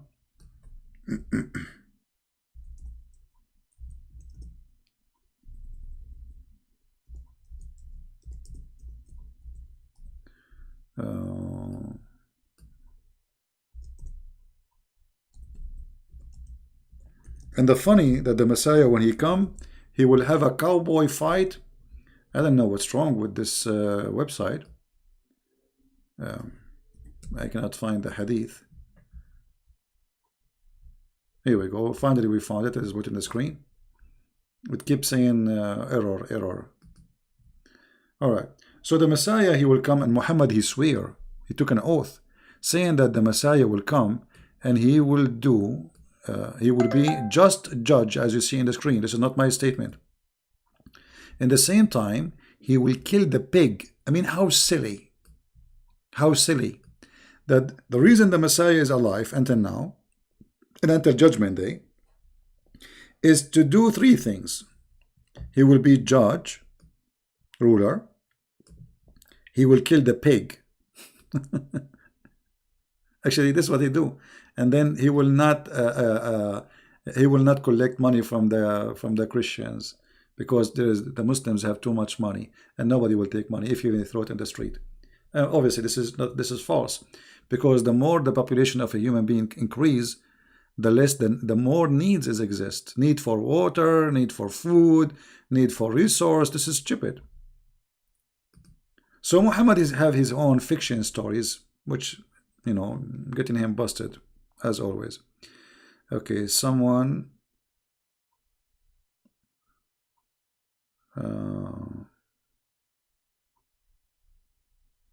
this is my question. Somebody have a question, but he didn't want to call. Quran says Allah does not begot in chapter 112 verse. Okay. It calls someone something... yeah. Well, the word begot is not really what the Quran is saying. it says Allah did not give birth. Did not say he is not born, or let's say he is not born of something, and he did not give birth. So the Muslims, when they translate, it's kind of funny translation.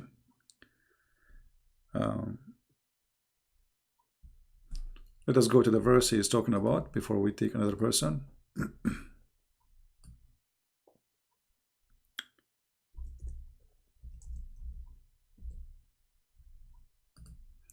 One of the Muslims, he was making a video to refute me supposedly. He said Allah is Samad, that means he have no physical body. That is stupid of you. Samad is coming from the word masmuda, which means collection. There's like a little container, have a hole in it, and kids, they put their coins in it. This is called masmuda. So Allah is Samad, Allah is the collector. He is a collector. Those idiots, they don't even know what it's mean. So look, they say Allah is the eternal absolute. The word Samad have nothing to do with eternal, have nothing to do with absolute. Qul huwa Allahu ahad, say he is one of, which means Allah is a collector of the gods, and he is one of the gods. So he is the one who unify gods. That's why it says ahad, not wahid. Let us see, someone else is texting.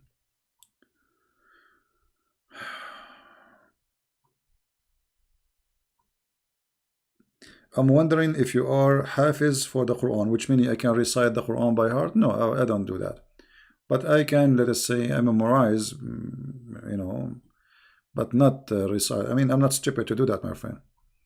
You see, when you memorize a book and the book is silly and stupid, that's not smart of you. You have to focus. My focus is understanding what the Quran and knowing what the Quran teach. So I know what the verse says, but I'm not going to recite the whole chapter.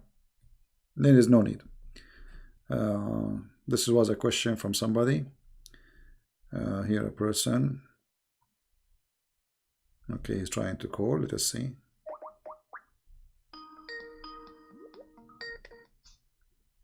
Hello? Hello? Hang on, I just got to turn it down. Can you turn? How are you today? I'm fine, my friend. Can you turn YouTube, please, down? Yeah, I'll just turn it off here. All right. I just wanted to say thank you for everything you've done. You're really clever at how you promote how to unfold what is in the book and to present it to people so they know the true understanding of it. Well, there's no need to thank me. I'm doing my duty. I mean, isn't it our duty to share the truth?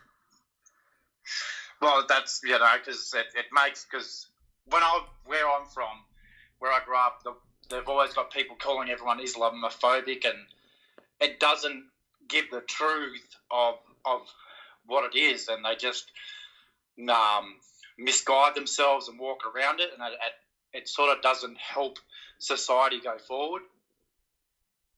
Yeah, well, Islam is a collection of stories. Islam is not really a religion. Islam is a collection of religions. Many beliefs, like you don't even know what Muhammad is. Is he a Hindu? Is he a Buddha? Is he a Christian? Is he a Jew? Is he a black stone worshipper? What he is. So Islam is not really a religion by itself. Islam is a fabricated fraud man who's trying to create a religion, and I can prove it for you easy. Let us say you are a prophet. Should your God teach you what is right, what's wrong, or not? He should, right? Of course. Okay. Of course he should. Okay. Of course he should. So when Muhammad he start fasting, why Muhammad he was fasting a fasting which is not been ordered to him by God? As an example, Muhammad he fast something called the Ashura. The hadith says, and this is Aisha and others, they say that Ashura was a fasting for the pagan Arab. Okay, why Muhammad he copied Ashura from the pagan Arab?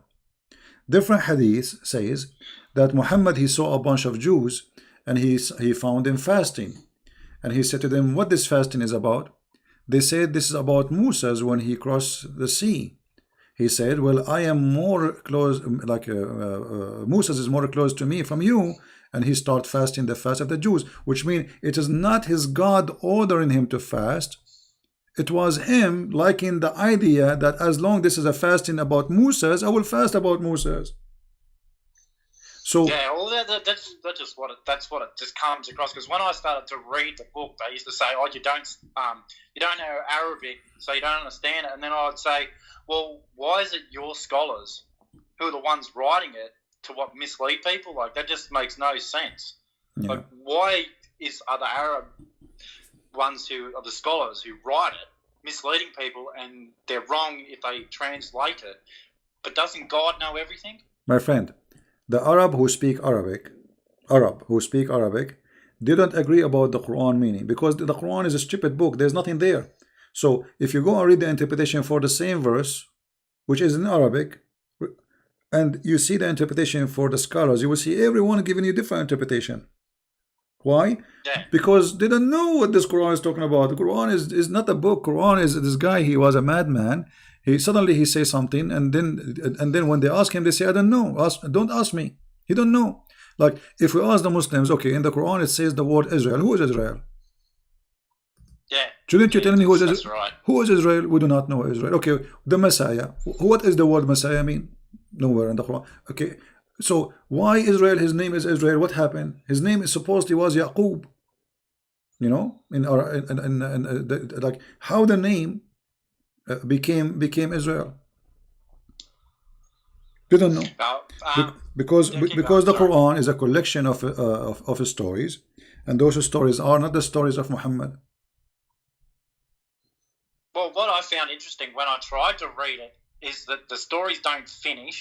They're all over the place, and it's sort of like, well, if this is a book from God, why is it so poorly written and just makes no sense? Yeah. I just can't. If it's from God, He's perfect. So why is your book not perfect? That's just Well, my it's not, personal opinion. the Quran is not only not perfect. There's nothing perfect in the Quran. I mean, name for me one chapter in the Quran is not stupid. Just one. Actually, here we go. We have almost. I can't, because I can't read something that is poorly written. It's just like, this is not from God because it's just poor. Yeah, exactly. The Quran, every single verse in it is stupid, and we can show how stupid it is. So here we go. We have Muslims are listening. We have almost 800 people watching. I encourage any Muslim to call me right now and give me one chapter makes sense, just one, and give me the interpretation. That's how I had to buy your book so I could understand it. Yeah. Because your books explained it. Because it was just like, I'm having trouble reading this. So I was reading Quran. I go, well, I bought your book so I could understand it. I'm like, oh, this is what they're trying to say. But it's just poor, just very poor. Yeah. Well, thank you very much for calling, my friend. Anything else you want to share? Oh, no, God bless you. I'm just very happy that, you've helped me with a lot. So thank you very much. God bless you. Thank you, my friend. You're welcome. Enjoy your day. Thank you. God bless. Take care. Bye. Bye-bye.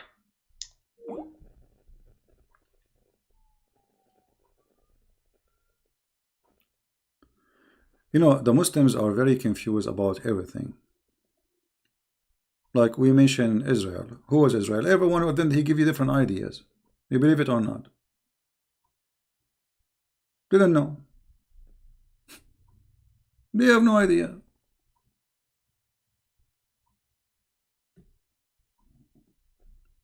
What Maryam mean? They don't know. Why she's called Maryam? They don't know. What Abraham mean? They don't know. What Moses mean? They don't know. Why Jibril? His name is Jibril. What Jibril mean? They don't know. Why? Because Islam is a theft. How you can understand a religion if you can't understand even the names and why they are mentioned? Ishmael, what Ishmael mean? They don't know. Because all those names are stolen stories. When you read the Bible, you will find out easy that this is not even a name. Abraham is not a name. Abraham is a description of what this man did. The one who crossed the river. The one who crossed from the other side. Abraham. Every name is a story. There's no names. This is why Muhammad, when he speak about the Pharaoh, he think Pharaoh is the name of the guy. To the point he says, Al Fir'aun. The word Al in Arabic mean like the last name. The last name of this man is etc. So your name is Johnson, Alu Johnson. You know, your last name is Johnson, Alu Johnson. So you will see the Quran is speaking about Alu Ibrahim. Look here. فَقَدْ أَتَيْنَا آلَ إِبْرَاهِيمَ. Okay, what Ala mean? Translation, chapter 4, verse number 54. Okay. The people of Abraham. Who is the people of Abraham? How you say Alu Ibrahim? This is false translation. Alu Ibrahim is the family of Ibrahim, not just the people. Okay. Now Alu Fir'aun. Okay, who is Fir'aun? This guy, his name is Fir'aun? Which Fir'aun? There's many Fir'aun. Alu Fir'aun. Change the translation or translator. Let us see. Just for fun.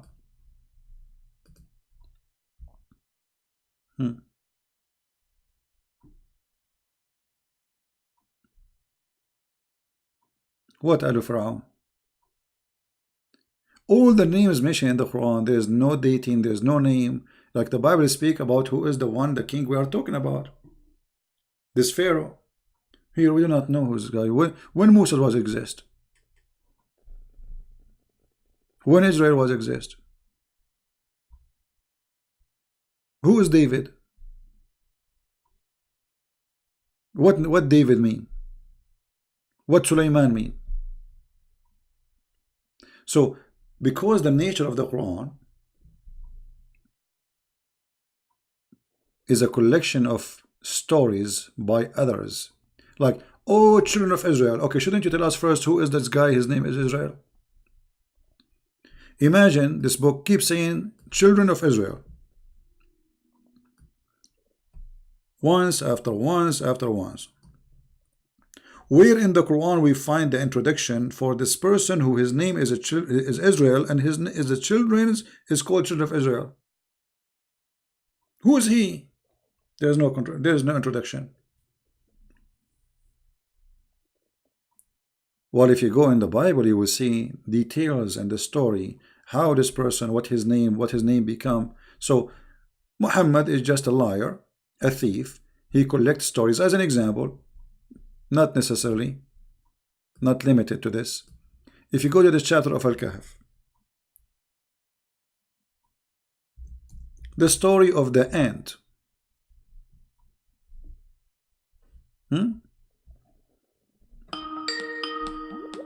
We have somebody trying to call. Okay. Hello? Hello? Yes? Hi, CP. How are you, my friend? I'm fine. Go ahead, you're live on air.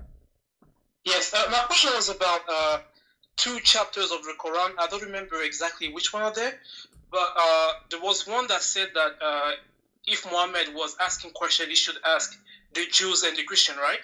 Yeah, in kunta fi shakkin min America, yeah. Okay, so there's also, like, the Muslim will say that, oh no, the Bible was corrupted, but at the same time, he says, like, to go to the Christian and the Jews. Is there any way in the Quran that says that the Bible was corrupted? It's like an invention for the Muslims. No, you see, the Quran says, وَالَّذِينَ يُحَرِّفُونَ الْكَلِمَ عَنْ مَوَاضِعِهِ, which means those, if you go and read the interpretation, this is supposedly about a Jew who put his finger in the top of a verse in the Bible so they will not be able to read it. They did not corrupt the Bible, no. So this is the interpretation even of the Muslims. So there is nowhere in the Quran says that they are changing the Bible. It's about a guy, supposedly, they asked Muhammad about the punishment of adultery, and the guy, he put his fingers over the verse where it says that the one who commit adultery, he should be stoned. This is what is the Quran speak of, you know. Okay, so it's so lies then. Okay. Yeah. Same time, the Quran have many verses additional to the verse you mentioned, like in chapter 10, verse 94, if you, Muhammad, if you have a doubt concerning which we revealed into you, go and ask people who read the Torah and the Gospel. And then, if those people are corrupt people, how you can ask them? I mean, they are corrupt. You see, when you ask for advice, you ask for advice for someone is wiser and decent, right? Yes. Okay. Yes. If they are corrupting and if they are following false teaching, that means they lost their decencies and they are not wise, because the one who corrupt his own book is foolish, and the one who follow wrong teaching is foolish too. So why he is asking him to go and ask the Christians? In the same time, if you go in the Quran, you will find many verses saying that he confirming what they have, like Muhammad is coming and he confirmed what they have with them. You know, confirming what they have with them. Okay, chapter 2, verse number 89, it says, and when there is come to them, which means the Jews, a book, which is the Quran, from Allah, confirming what is with them. Do you see it in the screen? I don't know if you can see, if you have a delay. No, I can, because I'm using my phone. All right. So, confirming what is with them. So, how the Muslim, they say the Bible is corrupt if he is confirming what is with them. What is with them? You see some translation, they try to fool you, says, what was with them? No, it doesn't say that. Lima ma'ahum. The Arabic is so clear. And even here, the Muslim translation saying it clearly, confirming what is with them. Number two, how the Christians can change the Bible. I mean, like, is it one person in the world in control? I mean, the Bible is printed even in India. You know, there is this Bible went everywhere in the world. So they went to Africa. So if there were like different Bible, right? So in different, not only that, in different languages, not only in many Bible, in different languages. You know. So which one they will corrupt? And at the same time, why the Christian did not accuse the Jews of a change in the Bible? Right. You know, let us say the Jews corrupted the Bible, the Torah. Okay. How come the Christian did not notice that? And why in the world anyway a Jew would do that? I mean, this is a stupid idea. If somebody is a believer in his belief, in his God, so he prayed, he became a rabbi, he grew a beard, and then he corrupt the book. I mean, this is stupid. This is literally stupid. You're right. It's like saying to a Muslim, you change your book. This is stupid too, because, I mean, why you want to do that?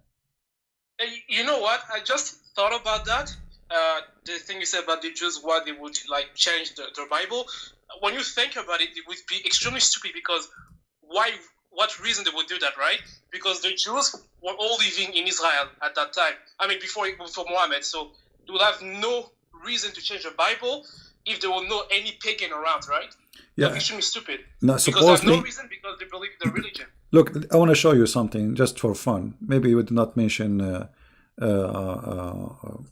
Muhammad. He told them that the Jews, they hate Jibreel, they hate Gabriel. Okay. Muslims,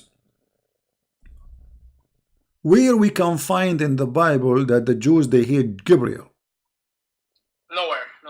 How in the word Muhammad he says such a lie? I mean, you have to be a donkey to say such a donkey statement, because this is an angel of God approved by the Jews, and Muhammad even he took the name from the Jews. He don't even know what the name means. This is in the Hebrew language. So why the Jews they hate Jibreel? Give us a reason. Who is a Muslim want to tell us? Why he ate their yummy? What he did? This guy, he plays soccer and he joined the wrong team. You know that phrase proved that Jibreel is Satan, because yes, the Jews hate Satan. They don't hate any angel of God except Satan. Yeah, well, but why the Jews they hate Jibreel? Give us a reason why okay, what is behind the story? Let us say, for the sake of argument, the Jews they hate Jibreel or Gabriel. Why? Yeah. Why? Where the story is coming from? Where Muhammad he got this from? No explanation. You know, no explanation. Muhammad is like a guy who ate like a bad ice cream, poison food, and he have a diarrhea. And wherever he go, he do poo-poo, and people walking behind, and there's a lot of wind. Yeah. You know? Yeah. This is that's what we call anti-Semitism, right? They just hate the Jews for no reason. Well, you know, even if you give a reason, you have to give, like, the Jews, they hate Gabriel, but why? Why Gabriel exactly? What he did? So then, and here you should ask yourself, why the Muslim did not ask Muhammad? Why? If we go in the hadith, look, let me show you. Let me say, find the hadith for that. Here, and this is Sahih al-Bukhari. It says, a guy, he came to him and he asked him 3 questions, and supposedly nobody knows him except a prophet. And the story is hilarious, because the guy who told Muhammad nobody knows the story except a prophet, he himself, he knew the answer, which means he's a prophet too. You know what I mean? Like, if you imagine, you come to me, you call me, you say, CP, I will ask you 3 questions and nobody knows the answer for them except a prophet. All right? And then I give you the answers and you say you are right. This is true. That's mean you know the answer too. Yeah, you're right, because how do you know that? That's mean you are a prophet. I mean, the stupid of donkeys. And look here, it says. So they ask him, what is the first meal? Like, what is the first portent of the hour? What is the look how serious the question? What is the first meal in the judgment day? And then in the paradise, sorry. And what makes the baby look like the father? And here they give him the answer. And look what Muhammad said. The prophet said, just now, Jibreel has informed me about that. Abdullah, he said, Jibreel. The prophet said, yes. Abdullah said, he is among the angels, is the enemy of the Jews. Muslims, why the Jews, they hate this Jibreel? And then Muhammad, he gave us his intelligence, and he said, what resembled the baby? He said, if the man have discharged first, read with me, and if the man discharge proceed of the women, then the child resembled the father. And this is who told him that? Jibreel. This is why if I get married, I will never have discharge first. I don't want my son to look like me. That's disgusting. You know? You know, every time I read the hadith and sometimes the Quran, I have the feeling like Muhammad was trying to make fun of the Muslims, or I don't know, it's so silly that no one can see that kind of stuff and, have a straight face. It's impossible. You must be like making fun of me if you're saying that to myself, right? Well, because there's so many stupid stuff in the Quran and the hadith, so it's so amazing. Yeah. Well, we laugh and the Muslims have no answers. And the funny, the Muslim, they say we refute him. Refute me, here we go. Yeah, Mimi Hijab. Yeah, Mimi Fufu. All right, my friend. Anything else you want to say? No, I have a nice one, my friend. All right, thank you. Thank you very much, and God bless you. You too. Bye-bye. Yeah, actually, it's good to hear from, wonderful Christians, to hear their opinion and what they like to say and to share with us. I have a question about why Christ come for the Jews while they already do all been told by God in the Torah. I'm not sure what you mean. While they already do all been told by God. Well, you see, being a Jew does not mean you are saved. See, the Jews, first of all, they are the only one who worship the true God. So it's very normal for the Messiah, who the Jews are waiting for him anyway. They are promised. They've been taught about him. So he will come and he will be of the Jews.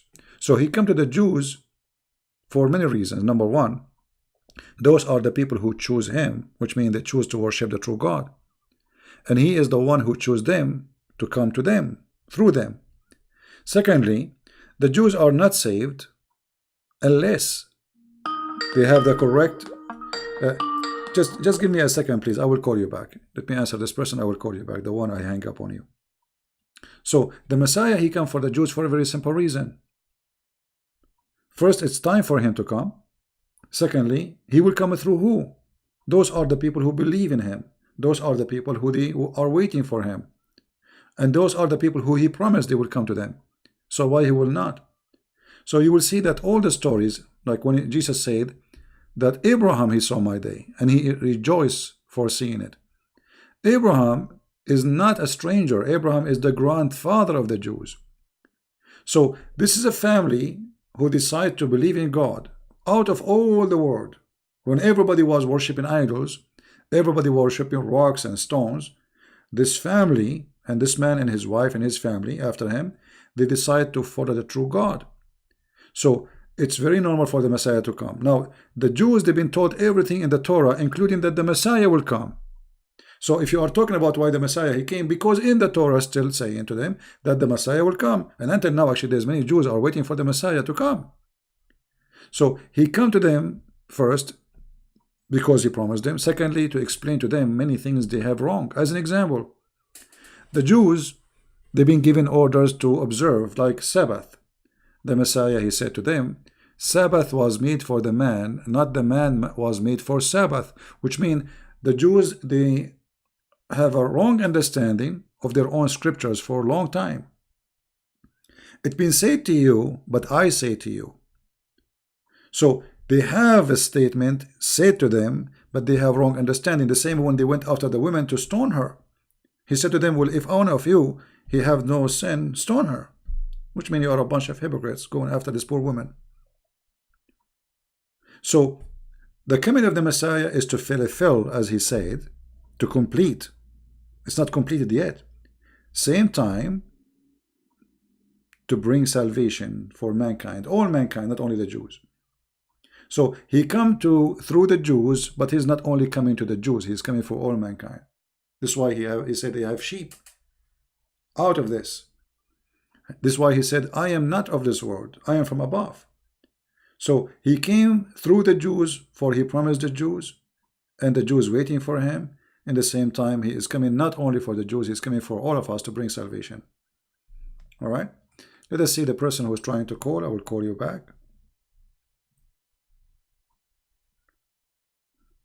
Okay.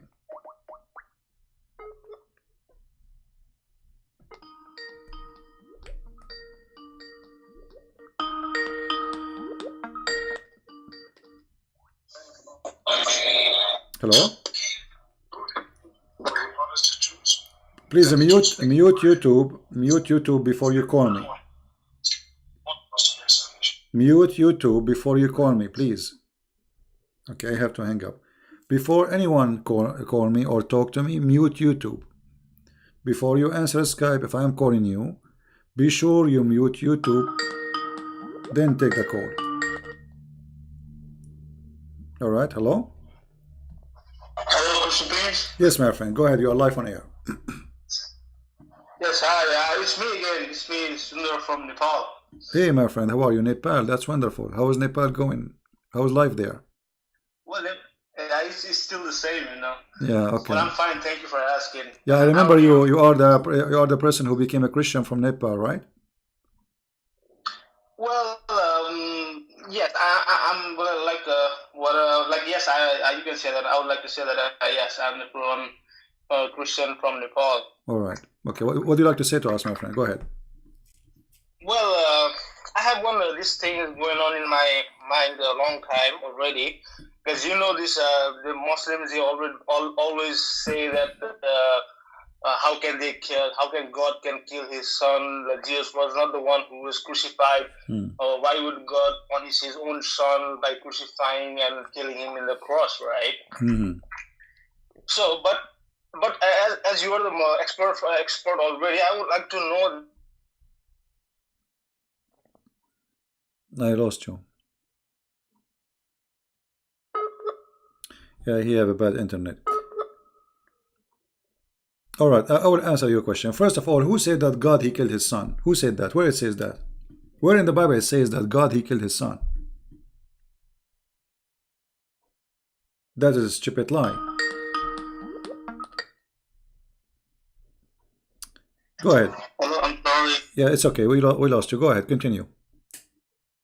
Yeah, and my point is, like, do they believe that Jesus was whipped and he was hit and he was scolded by the Jews and he was put the throne was kept on his head and he was brutally beaten by the soldiers and even the people, and he was like he carried the crosses all the way to the Golgotha Calvary, And do they all these Muslims they believe this one, or they just want to stick with that Jesus was not crucified? The Muhammadan, they believe that the Messiah never been crucified. All those stories does not exist for them. However, their reasoning is beating them, not for their benefit, because you just say the Muslim, they say to you, how God he killed his son, right? Okay. They have always this claim that how can God punish his son? Like, okay, hold on. God is, if he is so lovable, all right, why would he punish his son for us? Okay, we will go and use their logic. Always use their logic so we can laugh. Always use their logic because it's stupid logic. If Jesus cannot be God, for if he is God, his father will not let him be killed, correct? That's what they're saying to you. How God can kill his son? Well, in Islam, Jesus was not killed. That's mean God, he saved his son. Right? Same time, this is how stupid the logic is. Why Allah, if he is the God of Isa, why he saved Isa but he did not save Muhammad? Muhammad he died because of a poison. Why? He definitely didn't save Muhammad. Right. Why Allah did not save Muhammad but he saved Jesus? Any Muslim have an answer? Why Allah he hate Muhammad and he loved Jesus? The life of Jesus is more priceless to Allah, more than Muhammad. Okay, it's okay. Don't call me back. It's okay, my friend. I got your question. That's it.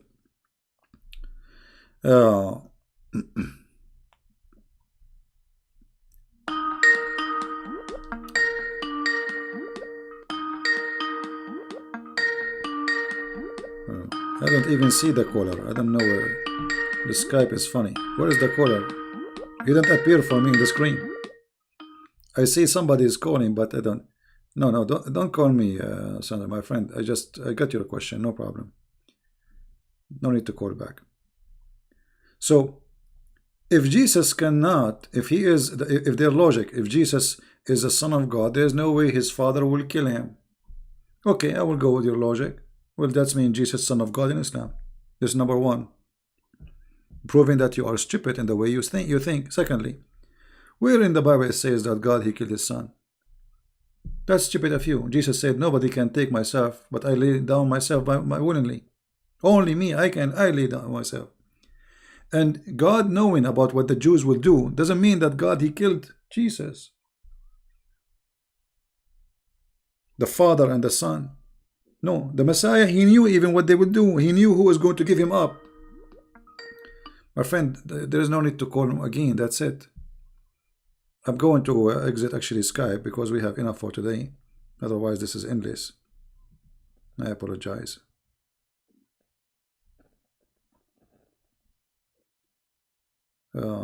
What ayah in the Torah to the Christian?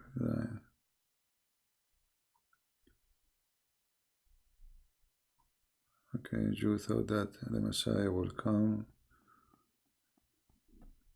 Yeah, will the you see, the Messiah he quote there's many. You can go right now searching Google, Prophet Google, peace upon him, prophecies in the Old Testament about the Messiah. You will find endless.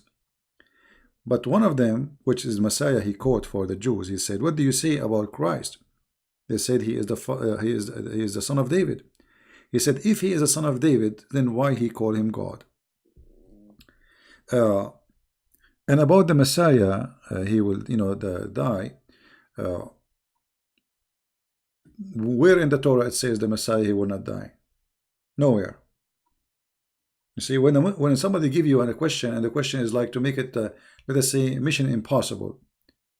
Can you show me where in the Torah it says he will die or not die? What they are talking about? So the Muslim is excuse only. I'm not going to believe whatever you say just because Muhammad he said he wasn't killed.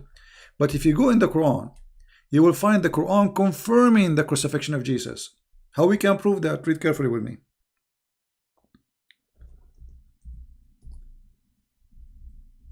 The Quran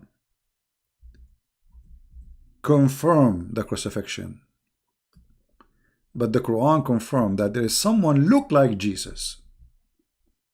Do you see it? So, which mean The Bible is very accurate in the story, because the witnesses, they saw someone in the cross. He looked exactly like Jesus. He speak like Jesus. He have the voice of Jesus, and nobody can notice he's not Jesus. For he is made by Allah resemble Jesus. Do you see the Quran? So when a Muslim, he says his stupid stories, he is getting his God Allah busted, spanking him in his bum. For the Quran confirm that there was a crucifixion, and the one who was in the cross, he looked exactly like Jesus. Guys, is it me saying that, or this is what you see in the screen? This is the Muslim translation. Now, if we are there, me and you, all of us, and we see someone look exactly like Jesus, and then you ask me second day, did Jesus was crucified? I would say yes. Correct? Because a true, honest witnesses is the one who say what they saw. And the Quran witness that the Christian, they saw someone look exactly like Jesus. That's mean they are telling the truth. Who is the liar in this story? Allah. Allah is the cheater, the deceiver. He made them think this is Jesus, but it's not Jesus. So it's the fault of who? Do you see how stupid the Quran is? This is officially a stupid book. This is a certified stupid book. Because if you make me see Isa in the cross, and what is the purpose of this? Ask yourself. You see, you have just like try to focus and think deeply. Okay, Allah want to save Jesus. No problem. Do he need to do this? In fact, the Messiah already is taken up to heaven. Why he need this guy? What this resemble Jesus for? I mean, what this is for? This is stupid. And how many people in the world they resemble Isa?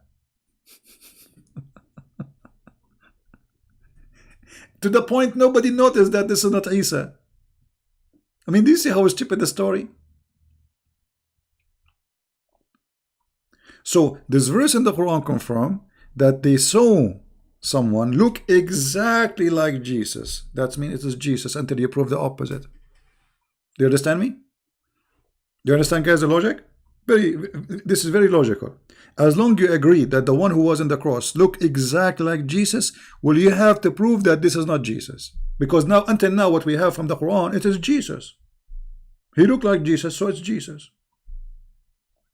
Even his mother, she could not recognize that it's not him. So the Quran itself proved to us that the story in the Bible is true, because the Bible is written by the witnesses who witnessed what happened to Jesus, and the Quran says yes, they saw that. They saw someone look like Jesus. But Allah is a liar. My friend, how I can even read what you are writing for me? Omati, God, ha, virgin, I don't know what is that. Indonesian language. That's why I say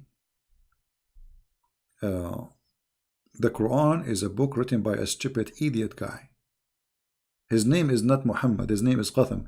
And by the way, there's a Muslim, he says to in the where it says that Qatham was the uncle of Muhammad. Open Ibn Kathir, you donkey.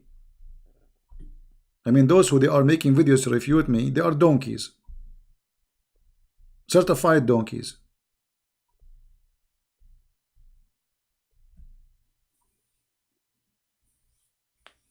Read your books. Actually, I'm insulting donkeys when I say donkey. The donkeys are smart. And they are useful.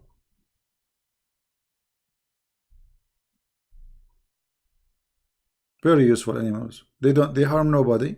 They are peaceful. And they are very useful. Right?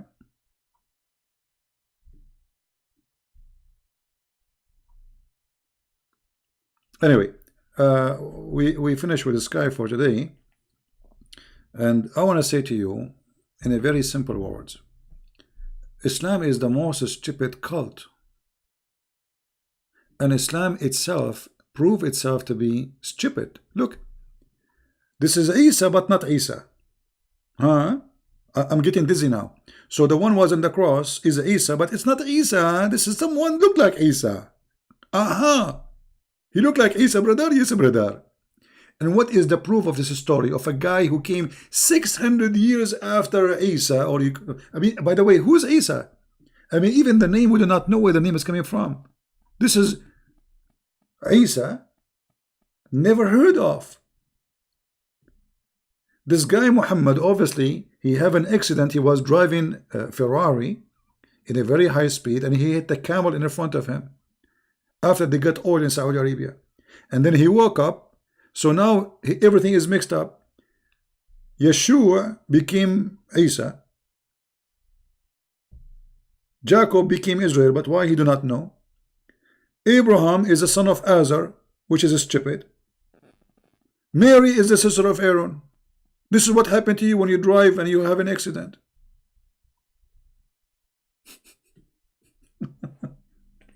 Right?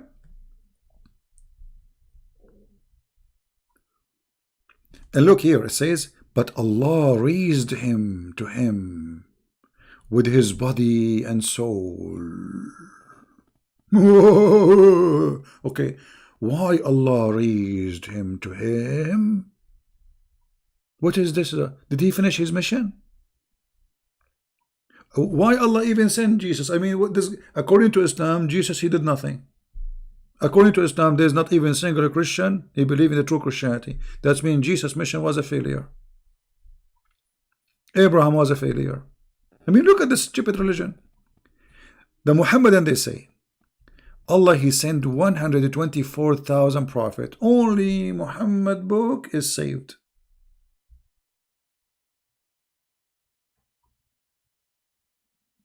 Right? أنت لا ترى دولة الإسلام قامت بدماء الصادقين. My friend, the state of Islam is gone. Don't you see? They have them. They have 60,000 in jail. They don't know what to do with them.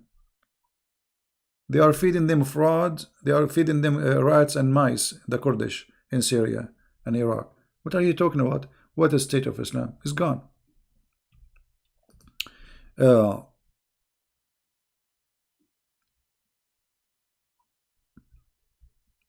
And look, just to show you how stupid this religion is.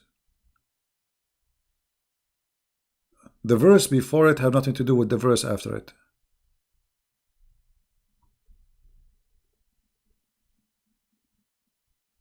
Crazy cult. Muhammad, he came 600 years. The funny, one of the videos, a Muslim, he left Islam in the video, and the guy who was trying to supposedly refute me, he said, look, this guy, he left Islam, but there is no, but CP did not provide any proof.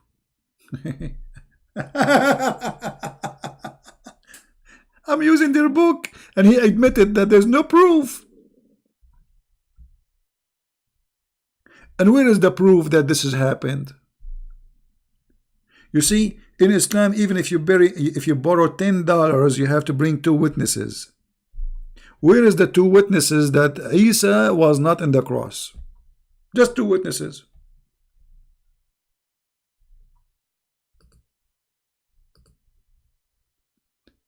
Muhammad was not in the time of this man Isa. We do not know even who is he. It's a diarrhea statement from a diarrhea prophet. A prophet who pee as a woman. A prophet who have no jealousy for his God.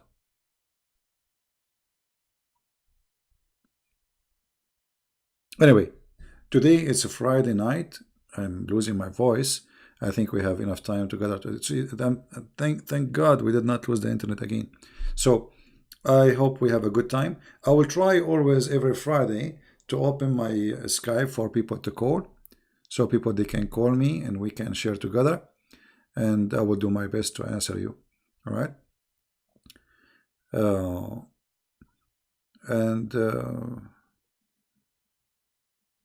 Not prophet. God says to Abraham in the Quran, we have made you to the people an imam. You know, Don, you have no idea what are you talking about. The prophet are the imam. The prophets are the imam, because when there's a prophet exists, there's nobody can lead except him, for he is the imam. You are ignorant. You don't even know what the word imam means. It is the one who lead the prayer, and if the prophet exists, he is the highest between them, so he will lead.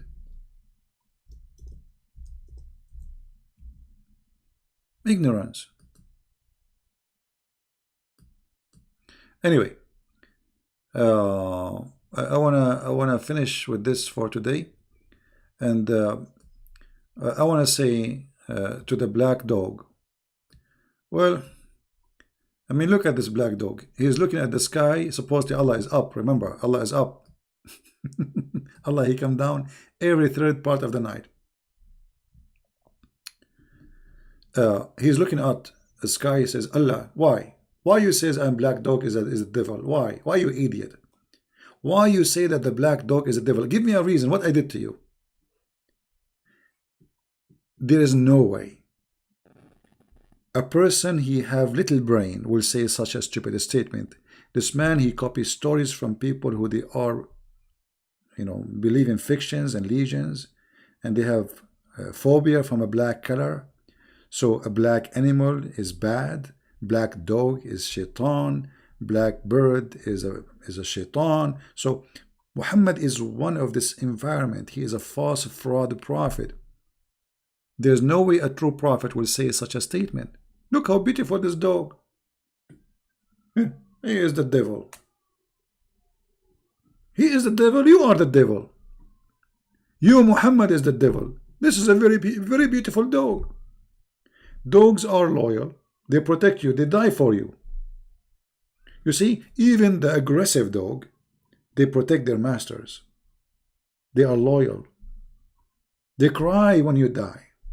Go and see how many videos where dogs, they don't want to leave the grave of the owner, the one who owned them. His family go home, watch TV, and the same night they have their own dinner and they forget about him. Second day, the dog, he stay there a day after day after day, and he will not leave. Who are you, Muhammad? You don't have the quality of a dog. You don't have the quality of a chicken, and I can prove it from the hadith. Muhammad is said that if a chicken, if a rooster, he will do cuckoo cuckoo, that because he saw an angel. And if a donkey, he start making sound of a donkey, that's mean he saw shaitan. That's mean Muhammad, he is not equal to a donkey, and he don't have a qualification of any of them, donkeys or a rooster. Because rooster, he knew the angel. Muhammad, he saw the angel. He asked his wife to do striptease for him so he can recognize him. He told her, I see him in the corner. By the legs and the thigh of Khadija, Muhammad, he recognized that he is a prophet, while he confirmed that a donkey he knew if it's an angel or shaitan. A rooster, he knew that. So those who hate dogs, mostly, especially if you hate them, I don't blame you if you get scared from a strange dog or etc., you know. But when you hate dogs just because of their kind, that's mean you have a phobia in the best scenario. And when you claim that a dog, because of his color, he is the devil just because he's black, that means not only you have a phobia, that means you are mentally sick and you are racist. The black man is the one who destroyed the Kaaba. The most person who Allah hates is a black man, Muhammad said, not a white man. What a filthy man. Thank you guys for being here. I appreciate all of you, and I hope that Muslims will learn and Christians will learn, and all of us will learn from each other. Life is like a train of with the stations of knowledge. So each time we stop in a station, we should learn something. Otherwise, why we are in this train? Life without you, me as a human being, the proof of my existence is my brain thinking, learning. Otherwise, what I am. So learning is great. There's one thing only can grow with you, knowledge. The rest will not. Your youth will go. Your skin will have wrinkles. Your healthy body will demolish slowly, like a candle. But there's only one thing will grow with you. That is knowledge. And knowledge make you wise. One of two things knowledge make of a person. Either make you evil or wise. Which means using your knowledge to hurt people like Muhammad. Using false knowledge, fraud, fictions. Those are naive people, fooling them with the black dog is the devil. So he is using the knowledge of deceiving. Superstition stories. Using it against those naive. Right? So I want to say thank you. May the Lord bless you. And until we see you again soon, Christ is Lord. And Muhammad gets spanked every day, every time we go live on air. And we will go as much as we can. Take care. See you soon. Bye-bye. And enjoy your weekend. Don't forget that. And by the way, again, I remind you to pray for our friend and anyone. The one from, I think, Sri Lanka. He need a job. He need to provide to his family. Please pray for him that the Lord will open doors for him. The Lord will provide him. Pray for all the poor in the world that they will be given for their need. They will be supported for the need support. For, we are Christians, we are a family. Pray for all poor, not only Christians, Muslims, Hindus, everybody. Poor are beloved people by God, but they need help. So we pray that the Lord, He will open doors for them so they can provide for their family, for their children. They can live a decent life and nobody can take, advantage of them. And nobody can humiliate them. So they can be respected and live with dignity of a human being as a child of God, as God He wanted us to be. So we pray for this gentleman and we pray for everybody. We pray for all of you, your health. We pray that you stay stable with your mind, because if we lose that mind, we lose everything. And we pray that all of us, we will have a good time for this weekend with our family, our friends, and do good wherever we are. Thank you and God bless. Take care.